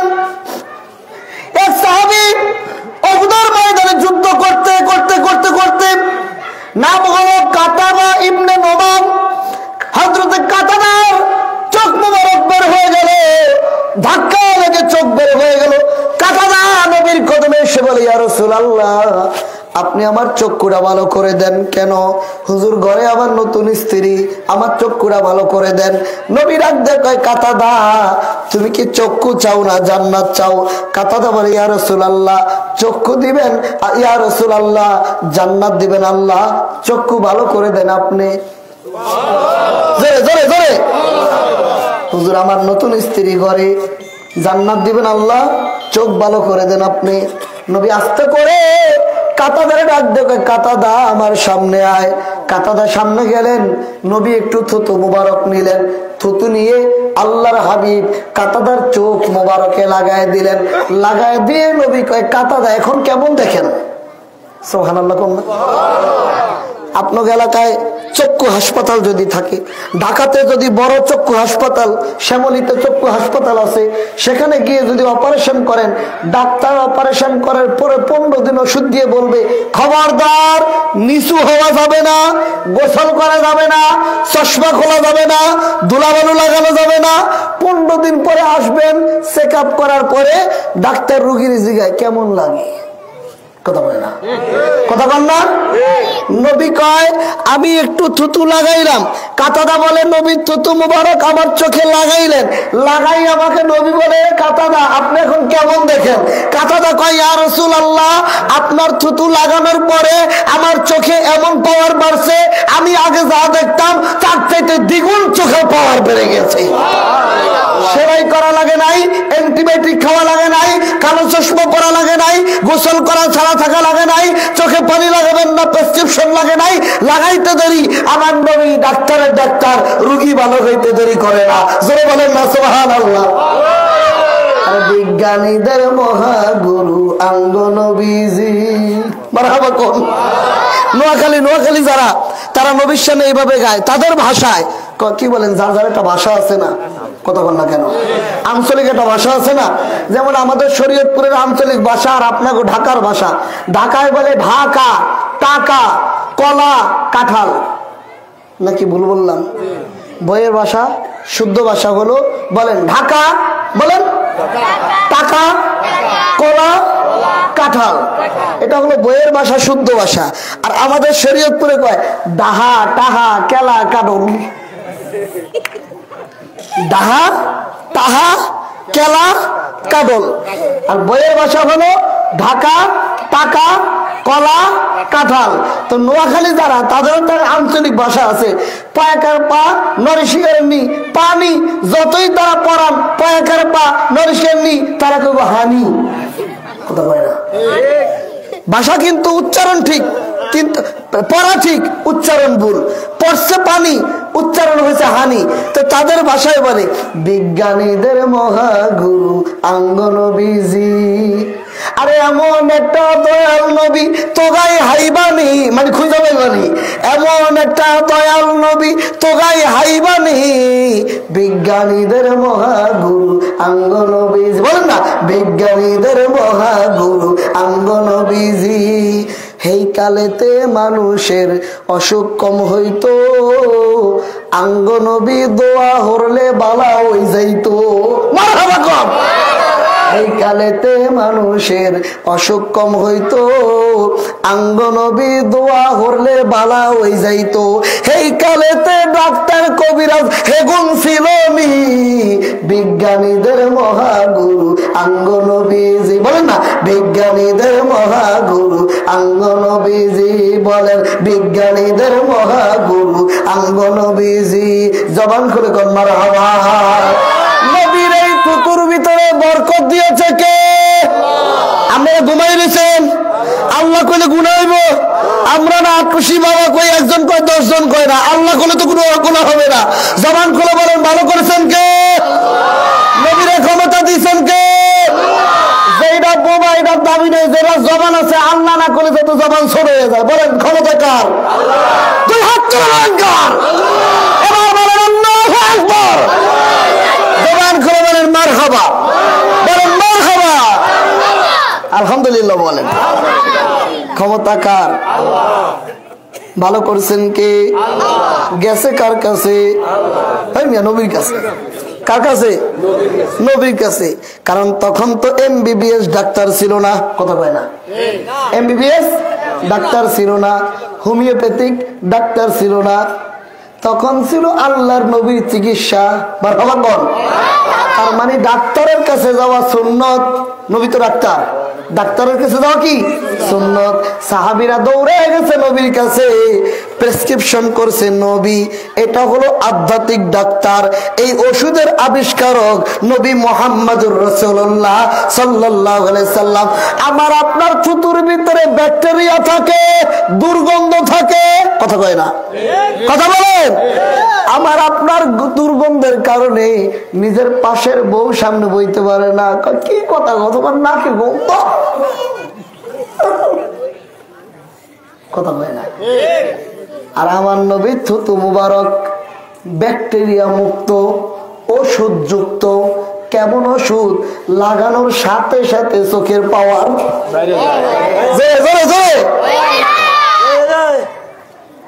আবার পীর খাজা বাবা ফরিদপুরি আত্মশির হুজুর আত্মশি দরবারে বাংলা 1354 সালে এসে রাসূলুল্লাহর সত্য তরিকার দাওয়াত দিলেন। হে খোদা, তোর জাতের কসম খেয়ে বলতেছি, জীবনের শেষ নিঃশ্বাস পর্যন্ত রাসূলুল্লাহর সত্য তরিকা ছাড়বো না। লা ইলাহা ইল্লাল্লাহু মুহাম্মাদুর রাসূলুল্লাহ সাল্লাল্লাহু আলাইহি ওয়াসাল্লাম। ক্যান্সার হয়েছে জাকির ভাই, নাম বলবো না, নামটা বলে আপনারা চিনবেন, এজন্য বলবো না। ক্যান্সার হয়েছে, তিনি তখন জাকির হয় না, এলাকার জাকির ভাইরা বলে, এ ভাই কি এত রোগ নিয়ে তুমি ঘুরো, মৃত্যু সজ্জায় তুমি, তো তুমি যদি ভালো হইতে চাও আমাদের সঙ্গে চলো আমার পীরের বাড়ি। কোথায় যাইবা? বিশ্ব জাকের মঞ্জিল, জাকের পার্টির প্রতিষ্ঠাতা খাজা ফরিদপুরের দরবারে জীবনত বহু ডাক্তার দেখাইলা, ক্যান্সার ভালো হইল না, মৃত্যু সজ্জায় আছো, কাজে যদি বাঁচতে চাও চলো আমার সঙ্গে আপ্রেসী হুজুরের কাছে। মারহাবা কোন। মৃত্যু থেকে বাঁচতে সবাই চায়, কথা বল না জোরে কর। মৃত্যু থেকে বাঁচতে সবাই চায়।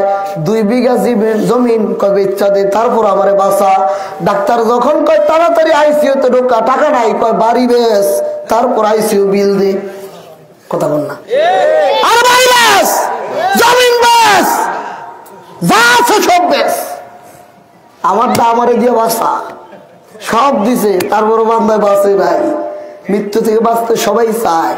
তো যেই লোক সারা জীবন আট্টশিরে গাইলেছে, খাজা ওরে বকছে, জাকের পাটিরে বকছে, সেই লোকের যায় ক্যান্সার ভালো করতে চাস তো চল না একবার আট্টশি। মনে মনে কয় আমি তো আর বাঁচতামই না, বাঁচার আশা রাইকা যাই না একবার। বলেন ভালো করার মালিক কে? মারহাবা কর, মারহাবা কর। আমাদের দেশে একটা বেজাল আছে, আমাদের মতো কিছু মৌলবী আছে, যদি কোনো ব্যক্তি আল্লাহর ওলির বাড়ির দিকে কোনো নিয়ত করে যাইতে, শিরক শিরক, আল্লাহ ছাড়া কারো কাছে যাওয়া যাবে না, শিরক। অথচ ডাক্তার হলো 2 প্রকার, একটা শরীয়তের ডাক্তার MBBS, আর একটা আধ্যাত্মিক ডাক্তার আল্লাহর নবী এবং আল্লাহর ওলিগণ। তারা MBBS পাস করে নাই, MBBS এর MBBS। পানি দাও, জ্বর হয়েছে পানি দাও, প্রেসক্রিপশন কার? রাহমাতাল্লিল, কথা বল না, রাহমাতাল্লিল। জ্বর হয়েছে পানি দাও, প্রেসক্রিপশন কার? রাহমাতাল্লিল আলামিন। নবী কয় সাহাবীরা জ্বর হয়েছে পানি ডাল। ক্যান্সার রোগীরা জাকের বেলা ধরে নিয়ে গেলেন দরবারে, জীবনের শেষ মুহূর্তে মৃত্যুর শয্যায় ধরে ধরে দরবারে নিলেন। হুজুর বললেন বাবা কি হয়েছে? হুজুর ডাক্তার বলছে ক্যান্সার, বহু চিকিৎসা করেছে ভালো হয় না। হুজুর কয় বাবা ডাক্তার কি আল্লাহ নাকি বাবা? সুবহানাল্লাহ বলেন। ডাক্তার কি আল্লাহ নাকি বাবা? জান বাবা তারে নিয়ে তোবারক খাওয়ান। দরবার শরীফে তোবারক খাইতে গেছে, যায় দেখে তোবারক নাই, তোবারক খাওয়া বন্ধ। নামাজের টাইমের আগে আগে নামাজের আজান দিয়েছে, তোবারক বন্ধ, কিভাবে খাওয়াবে? হুজুর কেবলাদান বলছে তোবারক খাওয়ান, খাবার বন্ধ, হুকুম তো তোবারক। এক জাকের ভাইকে হুজুর যেহেতু তাবারকের কথা বলছে, দরবার শরীফের কলের পানি আছে তো পানি, কয় হ্যাঁ, কয় হুজুরের হুকুম নিয়াত কলের পানি খাওয়া। জাকের ভাই কলের পানি খায়, হুজুরের হুকুম মেনে কলের পানি খায়, পেট ভরে টিউবওয়েলের পানি খায়, চাপ কলের পানি দরবার শরীফে। এই ক্যান্সার রোগী পেট ভরে টিউবওয়েলের পানি খেয়ে ঘুমিয়ে আছে। হুজুর পাক সকালবেলা তাদেরকে ডাক দিয়ে বললেন বাবা আসেন, বাবা আপনার কেমন লাগে? কয় হুজুর আমার একটু ভালো লাগে। হুজুর কয় বাবা থাকেন, দেখা যাক কি হয়, আল্লাহ তাআলা কি করে। 2-3 দিন পরে হুজুরের কাছ থেকে বিদায় নিয়ে বাড়ি আসলেন। বাড়ি এসে ডাক্তারের কাছে যায় পরীক্ষা করলেন। ডাক্তার পরীক্ষা করে কয় আপনি কোন দেশ থেকে চিকিৎসা করাইছেন? সুবহানাল্লাহ। কোন দেশ থেকে চিকিৎসা করাইছেন? কোন দেশ থেকে? কোন দেশ থেকে? আমি একজন হুজুরের কাছে গিয়েছি, তিনি জানালেন দরবার মুজাদ্দেদ আক্রোশের পীর খাজা বাবা ফরিদপুরি, যার দরবারে টিউবওয়েলের কলের পানি খাইয়া আমার ক্যান্সার ভালো হয়ে গেছে, যে ট্রিটমেন্ট করেছেন নবী, পানি দিয়ে জ্বর ভালো করেছেন, থুতু মুবারক দিয়ে নবীজি চক্ষু ভালো করেছেন। আল্লাহর ওলি খাজা ফরিদপুরি আল্লাহর ক্ষমতায় টিউবওয়েলের পানি খাইয়া ক্যান্সার ভালো করেছেন। আল্লাহ প্রদত্ত নিয়ামত আল্লাহ নবীকে দিয়েছেন, আল্লাহ প্রদত্ত নিয়ামত আল্লাহর ওলি খাজা ফরিদপুরকে দিয়েছেন। আল্লাহর স্বীকৃতিপ্রাপ্ত নবী রাহমাতুল লিল আলামিন, আল্লাহর স্বীকৃতিপ্রাপ্ত ওলি বিশ্ব ওলি খাজা বাবা ফরিদপুরি। আমরা আল্লাহর রহমত পাওয়ার জন্য আল্লাহর ওলিদের দরবারে যাই। কতক্ষণ ঠিক না ভাই? ওলি আল্লাহদেরকে আমরা আল্লাহ মনে করি না, তারা আল্লাহ পাওয়ার উসিলা, তারা ডাক্তারের মতো চিকিৎসা করে, আধ্যাত্মিক চিকিৎসা। মারহাবা কোন? আপনার এলাকায় যেই মহিলার বিয়ের পরে 12 বছর পোলা বানায় না, এটা কি কয়? হ্যাঁ, বানজা। আমরা শরীয়তপুরে আটকুরা, মানে বাচ্চা কাচ্চা হয় না, যে বাংলা ভাষার কি, হ্যাঁ পুরো আটকুরা কয় না? বাচ্চা কাচ্চা যদি 12 বছর পরে না হয় কি কয়? আটকুরা। হুজুর কোন হুজুর আমার বর্ত বাচ্চা কাচ্চা হয় না, হুজুর কবে এক কাজ করো, ওই যে ঢাকাতে একজন হিন্দু গাইনি ভালো ডাক্তার আসছে, তাড়াতাড়ি ওখানে যাও।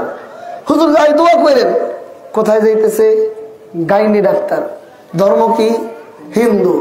যাইতেছে, হুজুর কয় যান যান। একবারও হুজুর কয় না শিরক। আরেকজনের খবর দিছে, তোমার ভালো হয় না, পিত্তথলিতে পাথর হয়ে গেছে, অমুক জায়গায় একজন ভালো হোমিওপ্যাথি ডাক্তার আছে, ওই ওষুধ খাইলেই পাথর ছোট হয়ে গলে গলে বের হয়ে যাবে। নাম হলো চন্দন কুমার। নাম কি? চন্দন কুমার। হুজুর কয় যা যা, তাড়াতাড়ি যা, তাড়াতাড়ি যা, ওষুধ খা, চন্দন কুমারের ওষুধ খুব ভালো, ভালো হয়ে যাবি। পাঠাইলো কে? হুজুরে। কে পাঠাইলো? হুজুরে। মানে আমার দেশের ইমাম একজনও শিরিক বললো না, হিন্দুর কাছে যায়, একজনও হারাম বললো না, হিন্দুর কাছে যায়।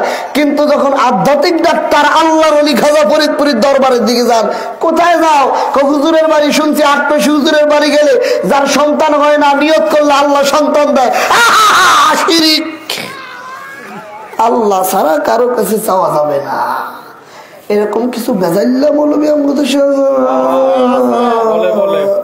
বলে কতক্ষণ না গেল। এরা কোন জায়গায় পাঠায়? হিন্দুর কাছে। কোন জায়গায় পাঠায়? চন্দ্র কুমারের কাছে। অথচ আল্লাহর ওলিদের কাছে যাইতে দেয় না।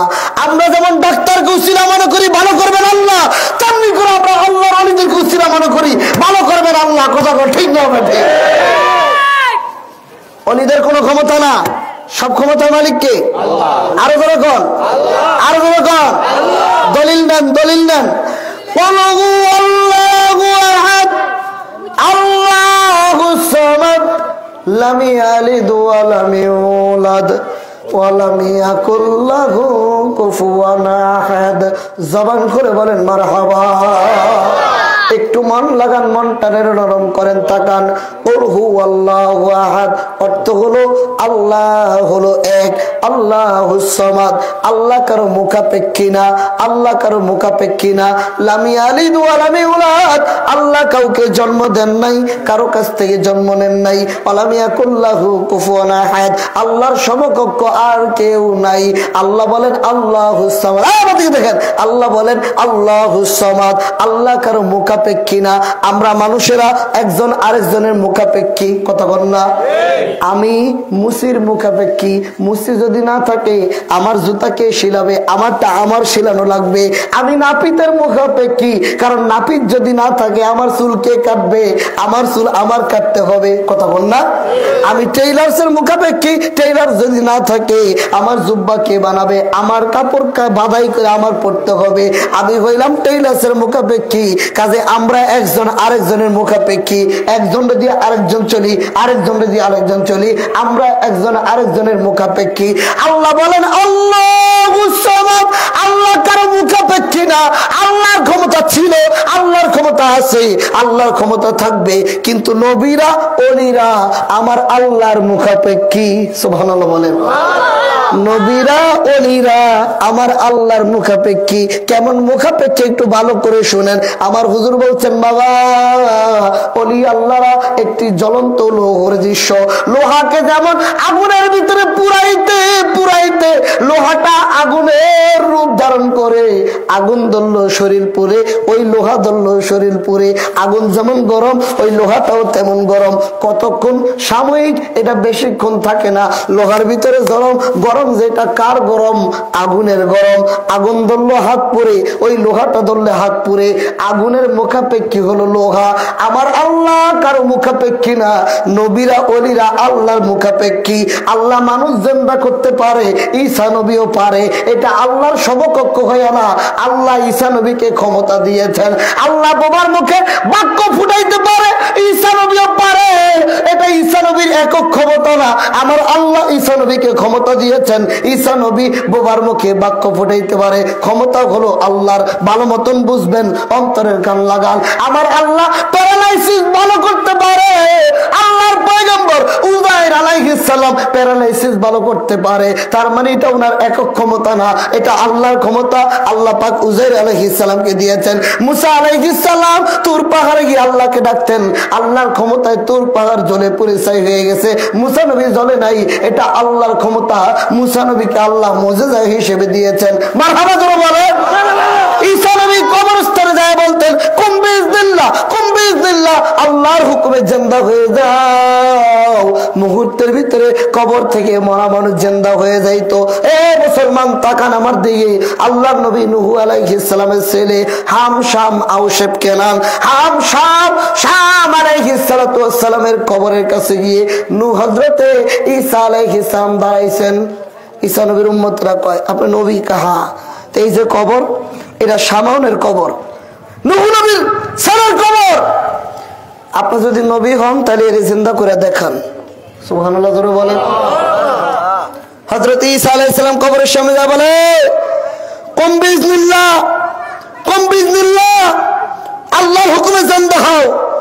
মুহূর্তের ভিতরে কবর থেকে নূহ নবীর ছেলে হযরত শাম তিনি জিন্দা হয়ে দাঁড়িয়ে গেলেন। জোরে জোরে জোরে জোরে আমার সাথে কথা বলেন, জিন্দা করছে কে? তা আল্লাহ তো আগেই জিন্দা করতে পারতো। ঈসা নবীর ডাক দেওয়ার দরকার কি? আল্লাহকে জিন্দা করবো আমি, ডাক দিব ঈসা নবী। সুবহানাল্লাহ বলবেন না? এটা হলো উসিলা। এটা কি উসিলা? ডাক দিবেন ঈসা নবী, জিন্দা করবেন কে? আল্লাহ। তেমনি করে আল্লাহুস সামাদ, আল্লাহ কারো মুখাপেক্ষী না, কিন্তু নবীরা আল্লাহর মুখাপেক্ষী। নবীরা আল্লাহর কাছ থেকে চায়। আল্লাহর ক্ষমতায় নবীরা পারে, নবীদের ক্ষমতায় আল্লাহ পারে না। আল্লাহর ক্ষমতা ছিল, আল্লাহর ক্ষমতা আছে, আল্লাহর ক্ষমতা থাকবে। আল্লাহর ক্ষমতায় কেউ অংশীকার হইতে পারে না, আল্লাহর ক্ষমতা কেউ কায়রা নিতে পারে না। আল্লাহ নবীদেরকে মুজিজা হিসেবে দেয়, আল্লাহ ওলিদেরকে কারামত হিসেবে দেয়। সেই কারামতের ক্ষমতা আল্লাহ পাক এই জমিনে বিশ্ব ওলি আমার খাজা বাবা ফরিদপুরীকে দান করেছেন। জবান খুলে কোন মারহাবা, আল্লাহুম্মা সাল্লি আলা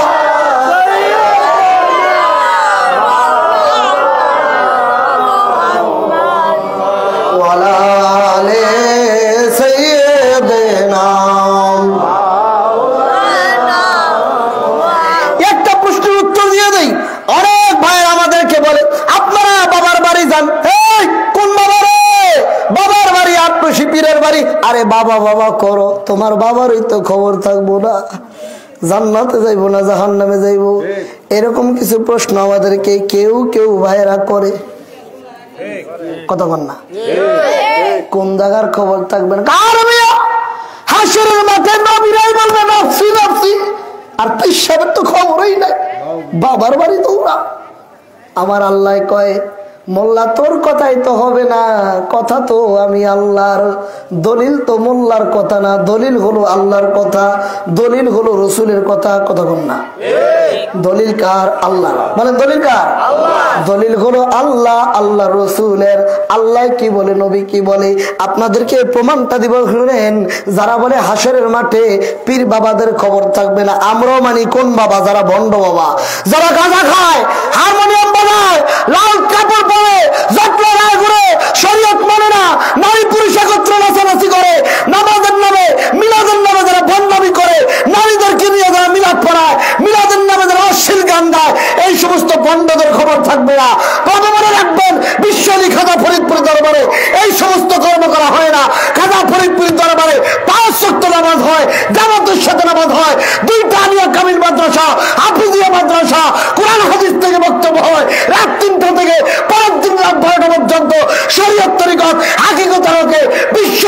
ওলামায়ে কেরামগণ আলোচনা করে, ওয়াজ নসিহত করে, কথা বল ঠিক না ভাই? শরীয়তের নামে, মারফতের নামে দুইটাই আজকে বাংলাদেশে ভণ্ডামি আছে। একদল ভণ্ড মারফতের নামে মারফত দেখাইয়া মানুষকে বেনামাজি বানাইতেছে, কয় মারফতে ঢুকলে আর নামাজ লাগে না। নাউজুবিল্লাহ জোরে বলেন। একদল ভণ্ড মারফতের নামে জট লাগায়, একদল ভণ্ড মারফতের নামে গাঁজা খায়। এরা হলো অতিরিক্ত বাড়াবাড়ি করে। জাকের পার্টি এদেরকে সমর্থন করে না, আত্মশী হুজুর সমর্থন করে না, আমরাও করি না। কথা বল না কেন? নাকি আপনারা এলাকার লোক এগুলি সমর্থন করেন? করেন? তাহলে আমরাও করি না, আপনারা এলাকার লোকও করেন না। কথা বল ঠিক না ঠিক? কিন্তু এই মারফতের নাম দিয়ে কিছু শরীয়ত আলারা টুপি লাগায়া, পাগড়ি লাগায়া, জুব্বা লাগায়া আল্লাহর ওলিদের মাজার বানতে চায়, আল্লাহর ওলিদের মাজারে হামলা দেয়। যারা ওলি আল্লাহর মাজার হামলা করে, মাজারকে ভাঙে, আমরা তাদেরকে প্রকৃত মুসলমান মনে করি না। কারণ এই ওলি আল্লাহরা না আসলে নামাজ হইতো না, মাজারওয়ালারা না আসলে মসজিদ পাইতাম না, মাজারওয়ালারা না আসলে মাদ্রাসা হইতো না। কথা বলেন? এই মাজারওয়ালা শাহজালাল ইয়ামানি, মাজারওয়ালা শাহপরানী ইয়ামানি, যিনি এই দেশে মাজারওয়ালা এসে মাদ্রাসা বানাইছে, এই মাজারওয়ালা এসে মসজিদ বানাইছে। আজকে সেই মসজিদওয়ালা মাদ্রাসাওয়ালারা ওলি আল্লাহর মাজার ভাঙতে চায়। কথা বল না কেন? শাহজালাল ইয়ামানির মাজারে এক পাগলকে পিটাইয়া তারা হত্যা করছে। নাউজুবিল্লাহ জোরে বলবেন না?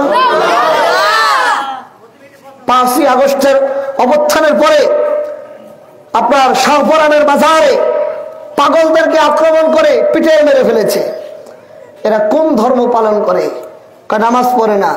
এই মুসলমান তাকান, 3 ব্যক্তির উপর থেকে শরীয়তের কলম নিষিদ্ধ। 1 নম্বর নাবালক ব্যক্তি, যে এখনো বালেগ হয় নাই, তার প্রতি নামাজ ফরজ না, শরীয়ত নাই। সুবহানাল্লাহ বলেন না? যে নাবালক, তার প্রতি শরীয়ত নাই, সে নামাজ রোজার দরকার নাই, তার লিপিবদ্ধ হবে না। 2 নম্বর, যিনি ঘুমে আছে, ঘুমন্ত ব্যক্তি, যতক্ষণ পর্যন্ত তার ঘুম না ভাঙে ততক্ষণ পর্যন্ত তার কোনো গুনাহ লেখা হয় না। 3 নম্বর, মাজনুন। মাজনুন মানে পাগল, যেই পাগলের সেন্স নাই, তার শরীয়ত নাই। পাগল সুস্থ না হওয়া পর্যন্ত তার নামাজ নাই, তার রোজা নাই, তার হজ নাই, তার যাকাত নাই, সুস্থ না হওয়া পর্যন্ত। যেই শরীয়তের দোহাই দিয়ে তুমি মাজারের পাগল আলাদেরকে মারতেছো, যেই শরীয়তের দোহাই দিয়ে মাজারের পাগল আলাদেরকে হত্যা করতেছো, ওই পাগলের উপর তো শরীয়ত নাই। কিসের শরীয়তের দোহাই তুমি দাও? কাজে তুমি শরীয়তের দোহাই দিয়ে পাগলদেরকে হত্যা করো। আমরাই মনে করি তোমরা 10,000 বছর আগের কারবালার এজিদের দালাল, এজিদের দালাল। কিসের ইসলাম শিখায়? যার প্রতি শরীয়ত নাই, যে পাগলের প্রতি কোনো শরীয়ত নাই, সেই পাগলকে কেন মারে? শরীয়তের নামে যারা এই সমস্ত ভণ্ডামি করে, আমরা এই সমস্ত ভণ্ডদেরকে মানি না, মানবো না। আর মারফতের নামে যারা গাঁজা খায়, মারফতের নামে যারা ঢোল তবলা বাজায়, মারফতের নামে যারা নারী পুরুষ একত্রে বসে, মারফতের নামে যারা মিলাদ কিয়াম করে, নাচানাচি করে, এই সমস্ত ভণ্ড মারফতওয়ালাদেরকে আমরা মানি না। কথা বলে? আমরা গাঁজা খাওয়া পীরের মুরিদ না, গাঁজাওয়ালাদেরকে আমরা সমর্থন করি না। খুব মন লাগাবেন, আমার আল্লাহ যেমন পবিত্র, আমার রসুল তেমন পবিত্র। মুমিন হবে, তারাও পবিত্র হবে, তাদের ভিতরে কোনো ভেজাল থাকবে না। মারহাবা জোরে বলেন।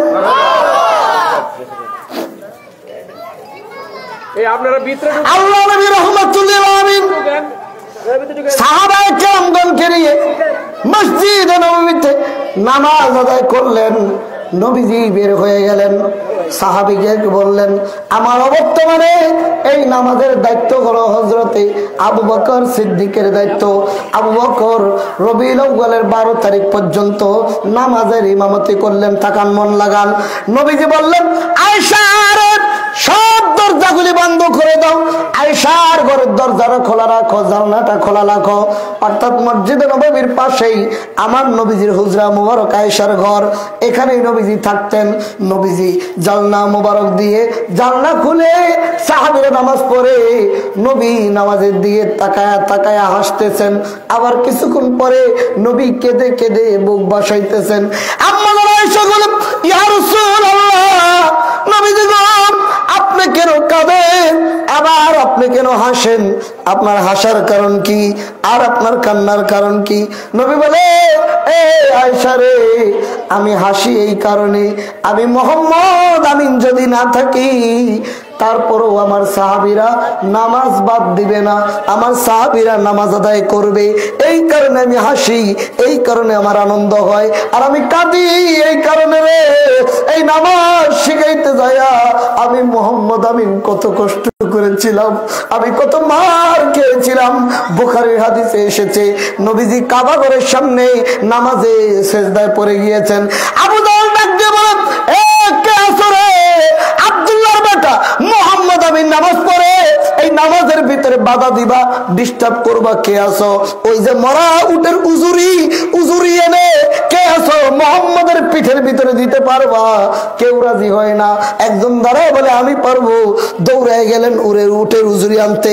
বিশাল উটের উজুরি এনে নবীজি সিজদার ভিতরে সুবহান রাব্বিয়াল আলা, সুবহান রাব্বিয়াল আলা, সুবহান রাব্বিয়াল আলা বলে নবী আমার সিজদার তাসবিহ বাড়াইতেছেন। আর বড় উটের উজুরি এনে আমার নবীর পিঠ মুবারকে দিয়ে দিলেন। নবী আমার সিজদা থেকে মাথা উঠাইতে পারে না, এত ওজন, এত ওজন। নবী আমার চোখের পানি ছেড়ে দিয়েছে। কি করবেন? হঠাৎ করে খাতুনে জান্নাত ফাতেমা দৌড়ে এসে বলে, আল্লাহ গো, আমার বাবারে আর কত কান্দাইবা, আমার বাবারে আর কত কান্দাইবা। উটের উজুরি সরাইলেন। নবী আমার এদের জন্য বদদোয়া করলেন। নবী বলেন, এ আয়েশা রে, ওই কষ্টের কথা মনে হলে আমি চোখে পানি রাখতে পারি না, আবার চোখ দিয়ে বেয়ে বেয়ে পানি পড়ে। এত কষ্ট করেছি, তারপর নবী আমার নামাজ ছাড়েন নাই, তারপর নবী আমার নামাজ পড়েছেন। সুবহানাল্লাহ জোরে বলেন বাবা। আত্মশিল্পীর খাজা ফরিদপুরি বলেছেন, বাবা, যার ভিতরে শরীয়ত নাই তার ভিতরে তরিকত নাই। শরীয়তের মূল হলো বাবা নামাজ, যিনি নামাজ পড়ে না তিনি আমার মুরিদ না। যারা শুনতেছেন আত্মশিল্পীর জীবনী শুনেন। আত্মশিল্পীর 2001 সালের প্রোগ্রামে ইন্তেকাল শরীফ করেছেন। রাত 1:15 সময় ইন্তেকাল শরীফের কয়েকদিন আগের ঘটনা। হুজুর পাক অসুস্থ, হুজুর পাক উঠতে পারেন না, এত অসুস্থ। হুজুর পাক তায়াম্মুম করে নামাজ আদায় করেন, ইশারায় নামাজ আদায় করেন দরবার শরীফে। আটপেশি দরবারে যারা গিয়েছেন, আটচালাতে দরবার শরীফের টিনের ঘর মসজিদ, এই মসজিদের পাশেই হুজুরের হুজরা। হুজুর পাক হুজরা শরীফে শোয়া। জাকের পার্টির চেয়ারম্যান মুস্তফা মির ফয়সাল মুজাদ্দিদিকে আটপেশির হুজুর বললেন, বাবা ফয়সাল কয়টা বাজে? মেজু ভাইজান বললেন, হুজুর আসরের আজান দিতেছে, নামাজের টাইম হয়েছে। হুজুর ইশারা দিয়ে বুঝালেন, বাবা অক্সিজেনটা খুলে ফেলো। হুজুর অক্সিজেন খুললেন, খোলার পরে বললেন, বাবা আমি নামাজ আদায় করবো।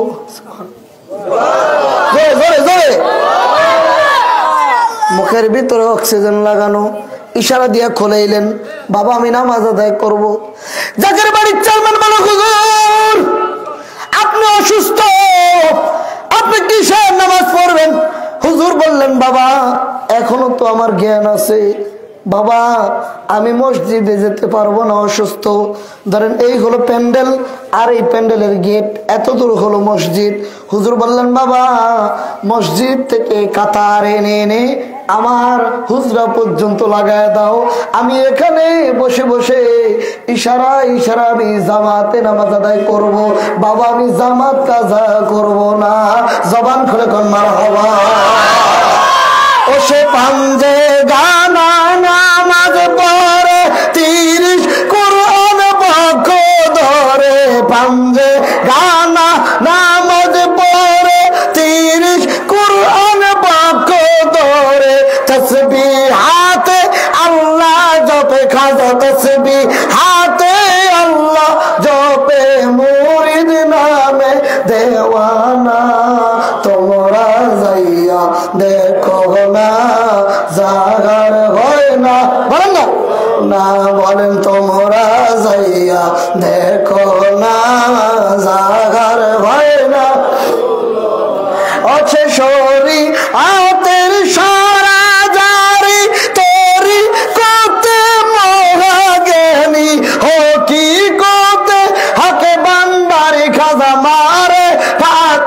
মাওলানা তোমরা গিয়ে দেখো না যার হয় না তুলনা বলেন না তোমরা গিয়ে দেখো না যার হয় না তুলনা কাজে আমার পীর নামাজি পীর আমার পীর ভণ্ড পীর না আমার পীর কামেল পীর গাঁজা খাওয়া পীর আটপেশির পীর না জট লাগানো পীর আটপেশির পীর না লাল কাপড় পরা পীর আটপেশির পীর না আটপেশি পীরের সুন্নতি লেবাস মুবারক ছিল মাথায় পাতলা টুপি মুবারক থাকতো সাদা দাড়ি মুবারক সাদা পাঞ্জাবি মুবারক সাদা লুঙ্গি মুবারক পড়তেন যিনি নামাজ তো দূরের কথা অক্সিজেন খুলে হুজুর জামাত কাজা করেন নাই এমন একটা মানুষকে যে মন্দ বলে খারাপ বলে তার মতো কপাল পোড়া আর আছে মনে হয় আমার জানা মতে না ঠিক কিনা বলে কিরে ভাই তুই যে মন্দ বলে তুই কি গেছে আজকাল আমি জীবনে যাই নাই তো তুই না বলি আটটুসি বন্ধ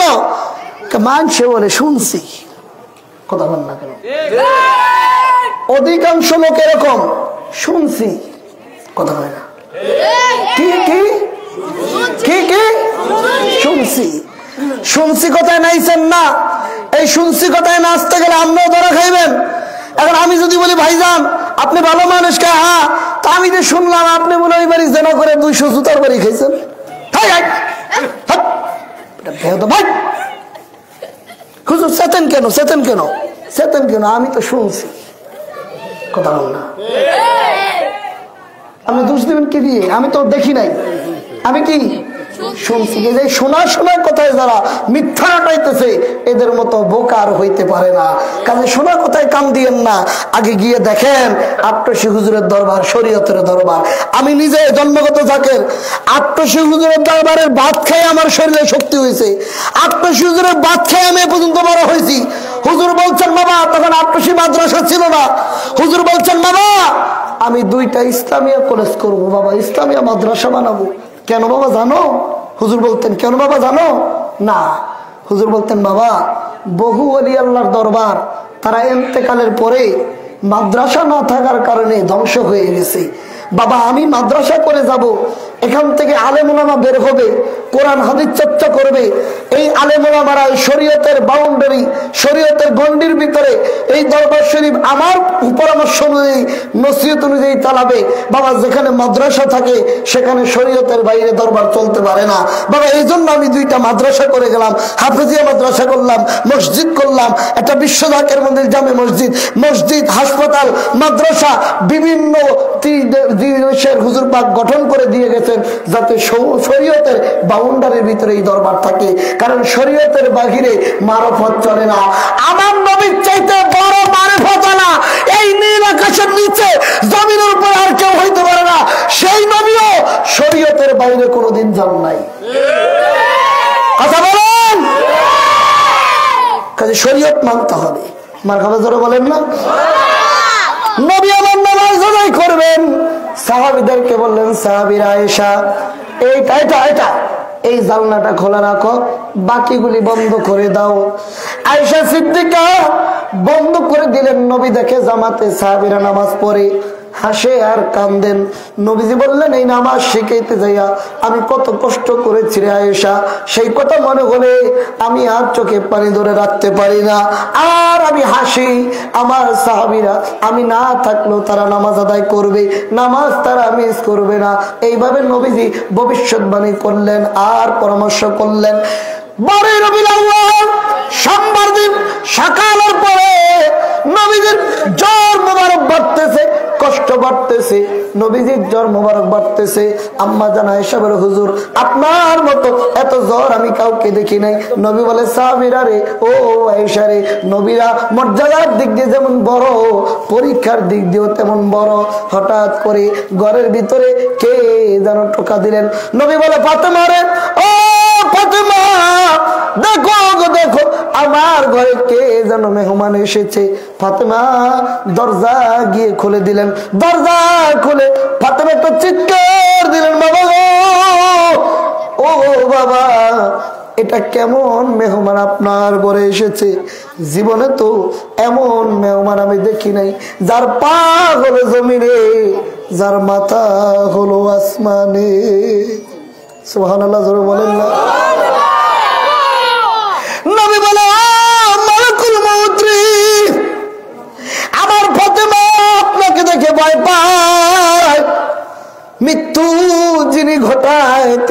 মালাকুল মউত, আমরা বলি আজরাইল।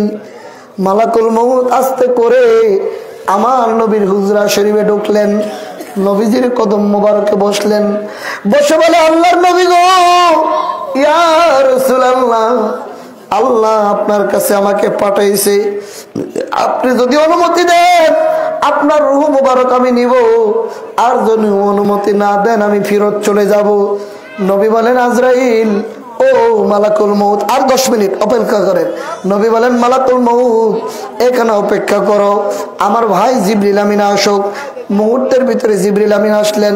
নবী বলেন জিবরাইল, মালাকুল মউত এসেছে আমার রূহ নেওয়ার জন্য, আপনি কি বলেন?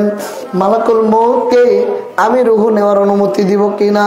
আল্লাহর নবীকে জিবরিল বলে হুজুর, আল্লাহ আপনার অপেক্ষায় রয়েছেন, আল্লাহ তাআলা আপনার অপেক্ষায় রয়েছেন, আপনি যদি যেতে চান অবশ্যই যাবেন, আপনাকে নেওয়ার জন্য মালাকুল মউত এসেছে, আপনার বন্ধু আপনার জন্য অপেক্ষা করতেছে।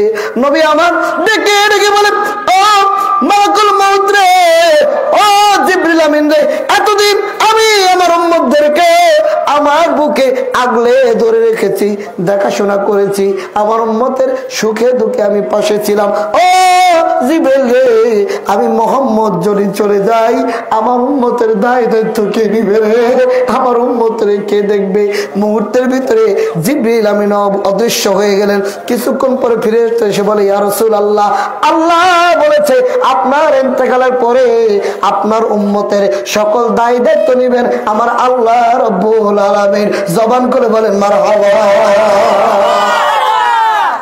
শ্রেষ্ঠ নবী দিলে মরণ তরিয়ে নিতে রোজ আসরে, পথ না ভুলি তাই তো দিলে পাক কোরআনের বাণী, খোদা তোমার মেহেরবানি, বলেন না খোদা তোমার মেহেরবানি, এই সুন্দর ফুল সুন্দর ফল মিঠা নদীর পানি, খোদা তোমার মেহেরবানি, খোদা তোমার মেহেরবানি।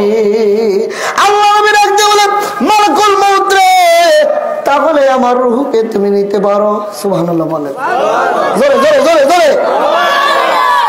হঠাৎ করে মালাকুল মউত আস্তে করে নবীজির বুক মোবারকে এভাবে হাতটাকে রাখলেন, মাত্র রাখলেন। নবী বলে মালাকুল মউত রে, আস্তে রাখো রে, আমার বুকে খুব চাপ লাগে, আঘাত লাগে। মালাকুল মউত বলে হুজুর বলেন কি? আপনার মতো আস্তে এই নীল আকাশের নিচে জমিনের উপরে আমি কারো জান হরণ করি না, আর কিয়ামত পর্যন্ত করব না, এত আস্তে আমি চাপিয়ে দিয়েছি। নবী বলে মালাকুল মউত রে, এত আস্তে যদি হয় রে, আমার যদি এত কষ্ট হয়, না জানি আমার উম্মতের কত কষ্ট হবে রে।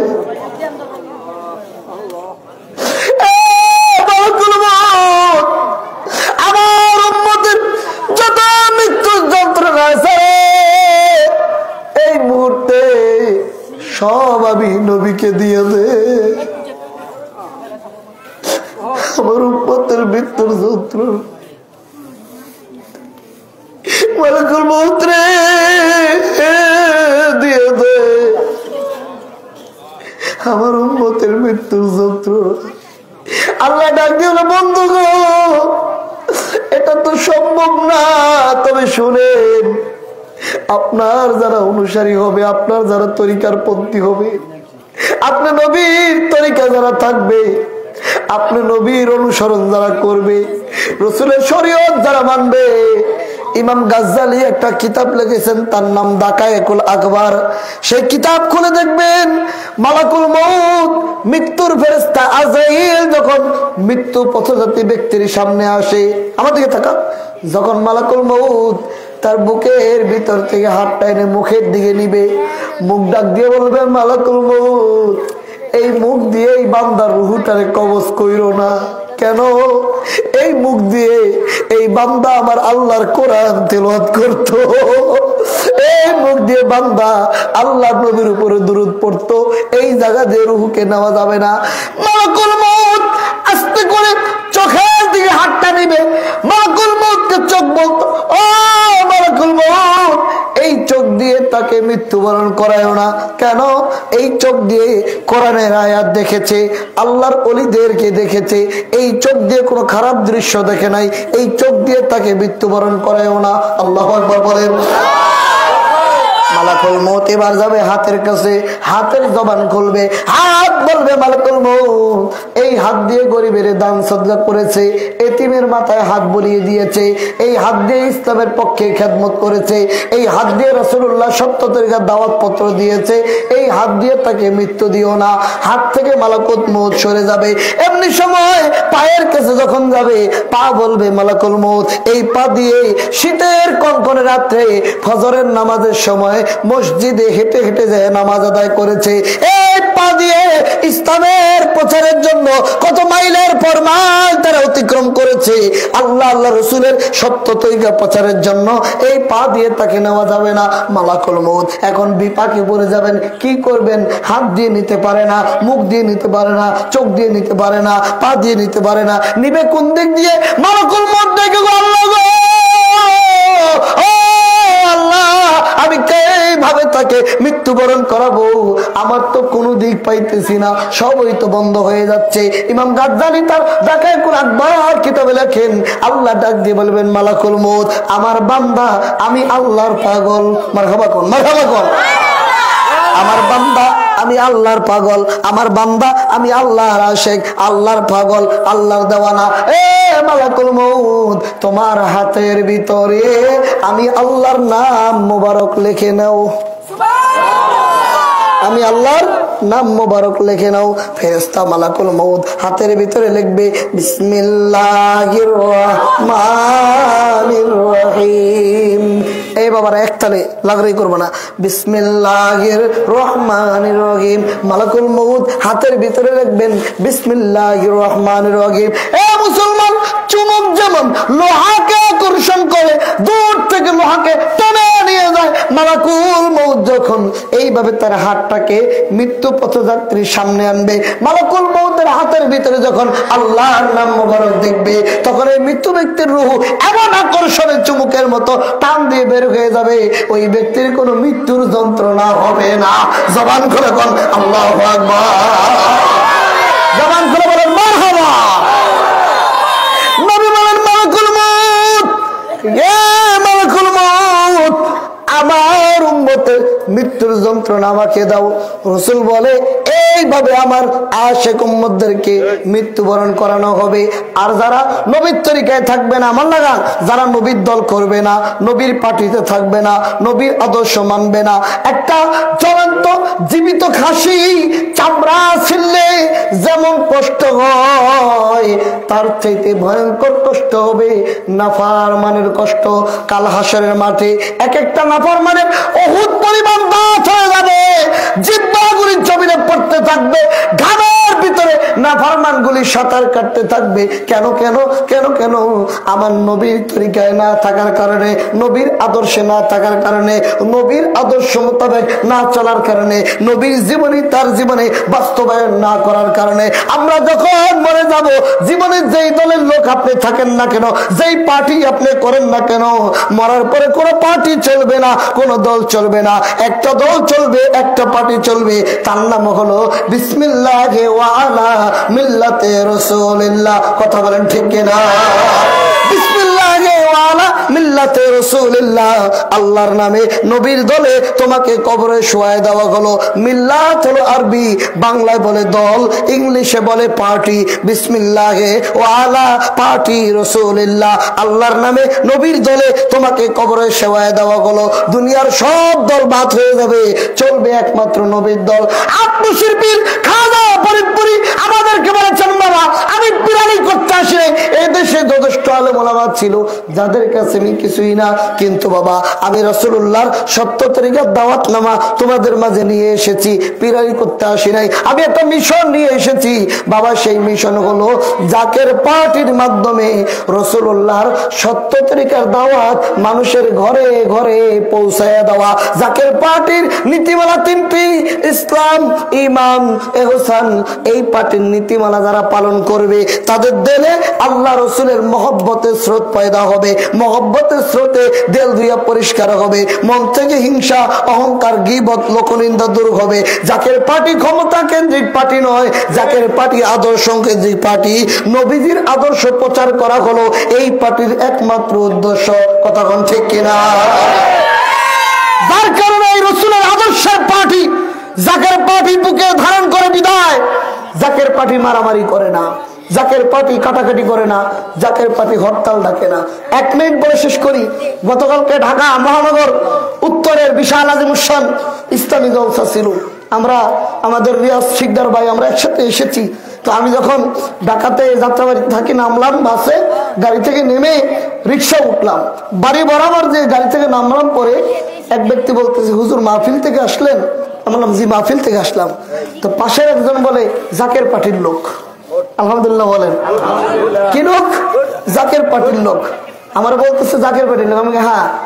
উনি আমার দিকে তাকান, হুজুর জাকের পার্টি হলে কি ভোট তো পায় না, একটা সিট তো পায় না। কি পায় না? সিট পায় না।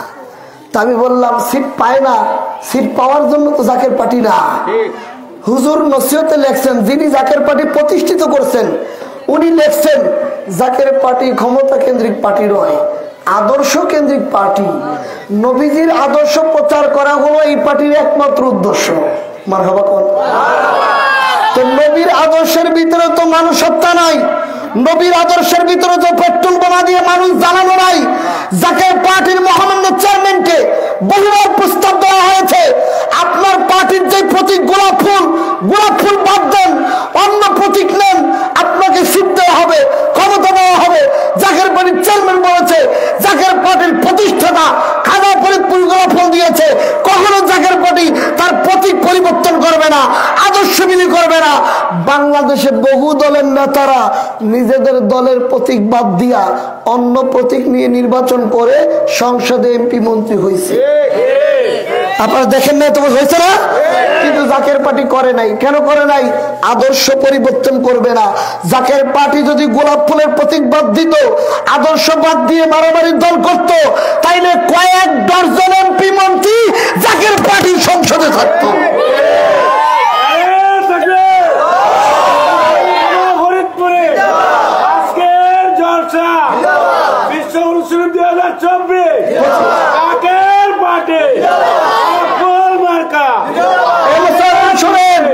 আপনাদের শেষ পর্যায়ে বলি, জাকের পার্টি মারামারির পার্টি নয়, চাঁদাবাজির পার্টি নয়, টেন্ডারবাজির পার্টি নয়, মানুষ হত্যার পার্টি নয়, হরতালের পার্টি নয়।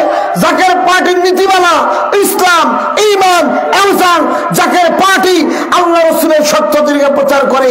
হুজুর বলছেন বাবা এমন একটা সময় আসবে এই দেশ নেতৃত্বহীন হবে, নেতৃত্ব দেওয়ার লোক থাকবে না। বাবা বিদেশিরা এই দেশে আক্রমণ করবে, মানুষ মুসলমান কাটবে, কে আটপুষি, কে চরমারাই, কে চন্দ্রমারা, কে চাপলিক, কে আলিয়া, কে কওমি, কে দাঁড়ায় পড়ে, কে বৈশা করে, এগুলি দেখবে না। বিদেশিরা দেখবে কে মুসলমান, কোনটা মুসলমান। মুসলমান ধরে ধরে কাটবে, কচু কাটা করবে, বাবা লাশের পরে লাশ পরে থাকবে, জানাজা দেওয়ার লোক থাকবে না। বিদেশিদের আক্রমণ হবে এই দেশে, বাবা দেশ নেতৃত্বহীন হয়ে যাবে। বাবা তোমরা ঘুমায় থাকবা, ঘুম থেকে উঠে দেখবা আল্লাহ তাআলা তোমাদের বিজয় নিশান দান করেছেন। আমরা এমন ক্ষমতা নিতে চাই না যেই ক্ষমতা নিলে মানুষের লাশের উপর দিয়ে ক্ষমতায় যেতে হয়।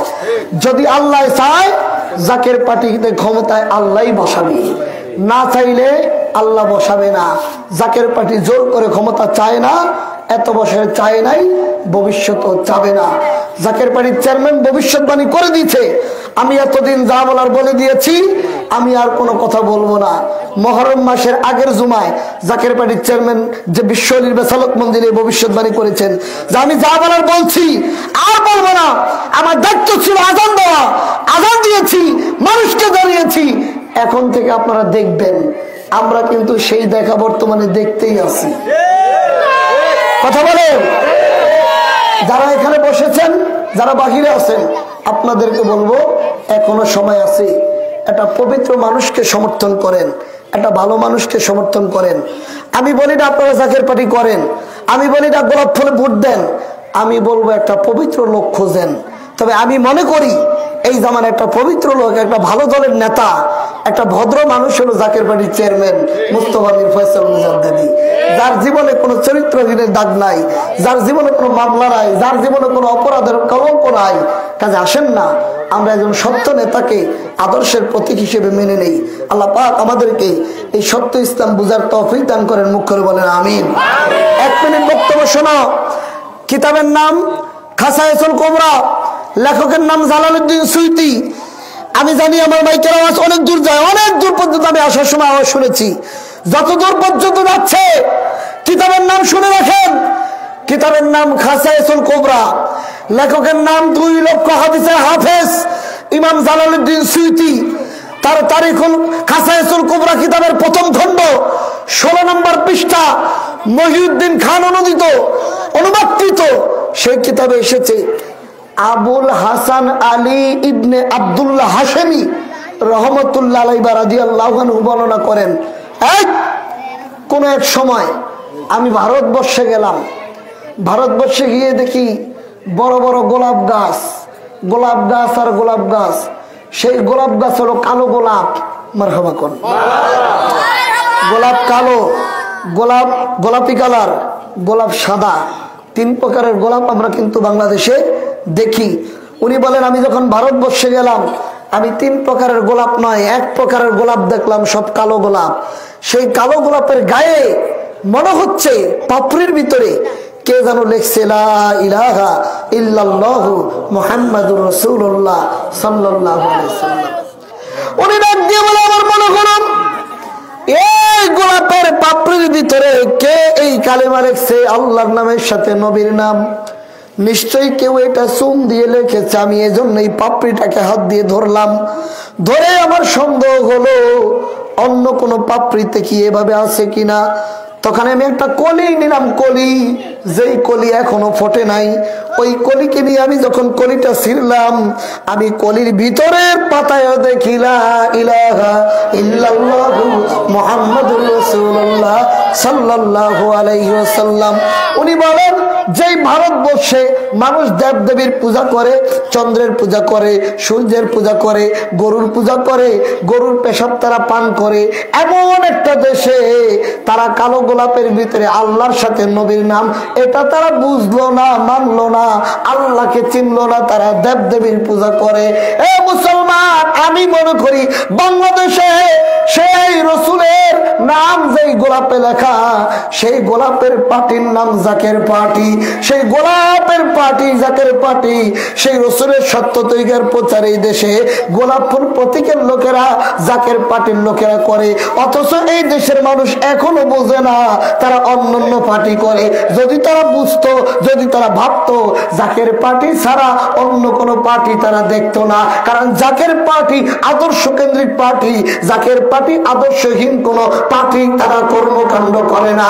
জাকের পার্টি খাজা ফরিদপুরি প্রতিষ্ঠিত করেছেন রবিউল আউয়ালের 12 তারিখে রাত 3টা 1 মিনিটে। কে প্রতিষ্ঠিত করেছেন? আল্লাহর ওলি। কোথায় করেছেন? ওলির দরবারে। নেতৃত্ব দেয় কারা? আল্লাহর জিকির করে যারা। এমন একটা পার্টি নেই যারা অন্য পার্টি করে। আমি মনে করি জাকের পার্টি তারা করবে।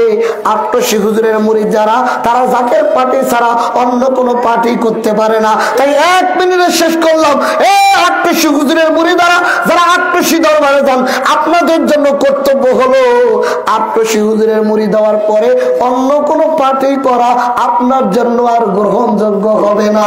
আপনাকে জাকের পার্টি করতে হবে যদি আপনি আটশি হুজুরের মুরিদ পরিচয় দিতে চান। আল্লাহ পাক আমাদেরকে এই কথাগুলির উপরে আমল করার তৌফিক দান করেন, সকলে বলেন আমিন। আসুন আমরা দয়াল নবীকে সালাম জানাই। ইয়া নবী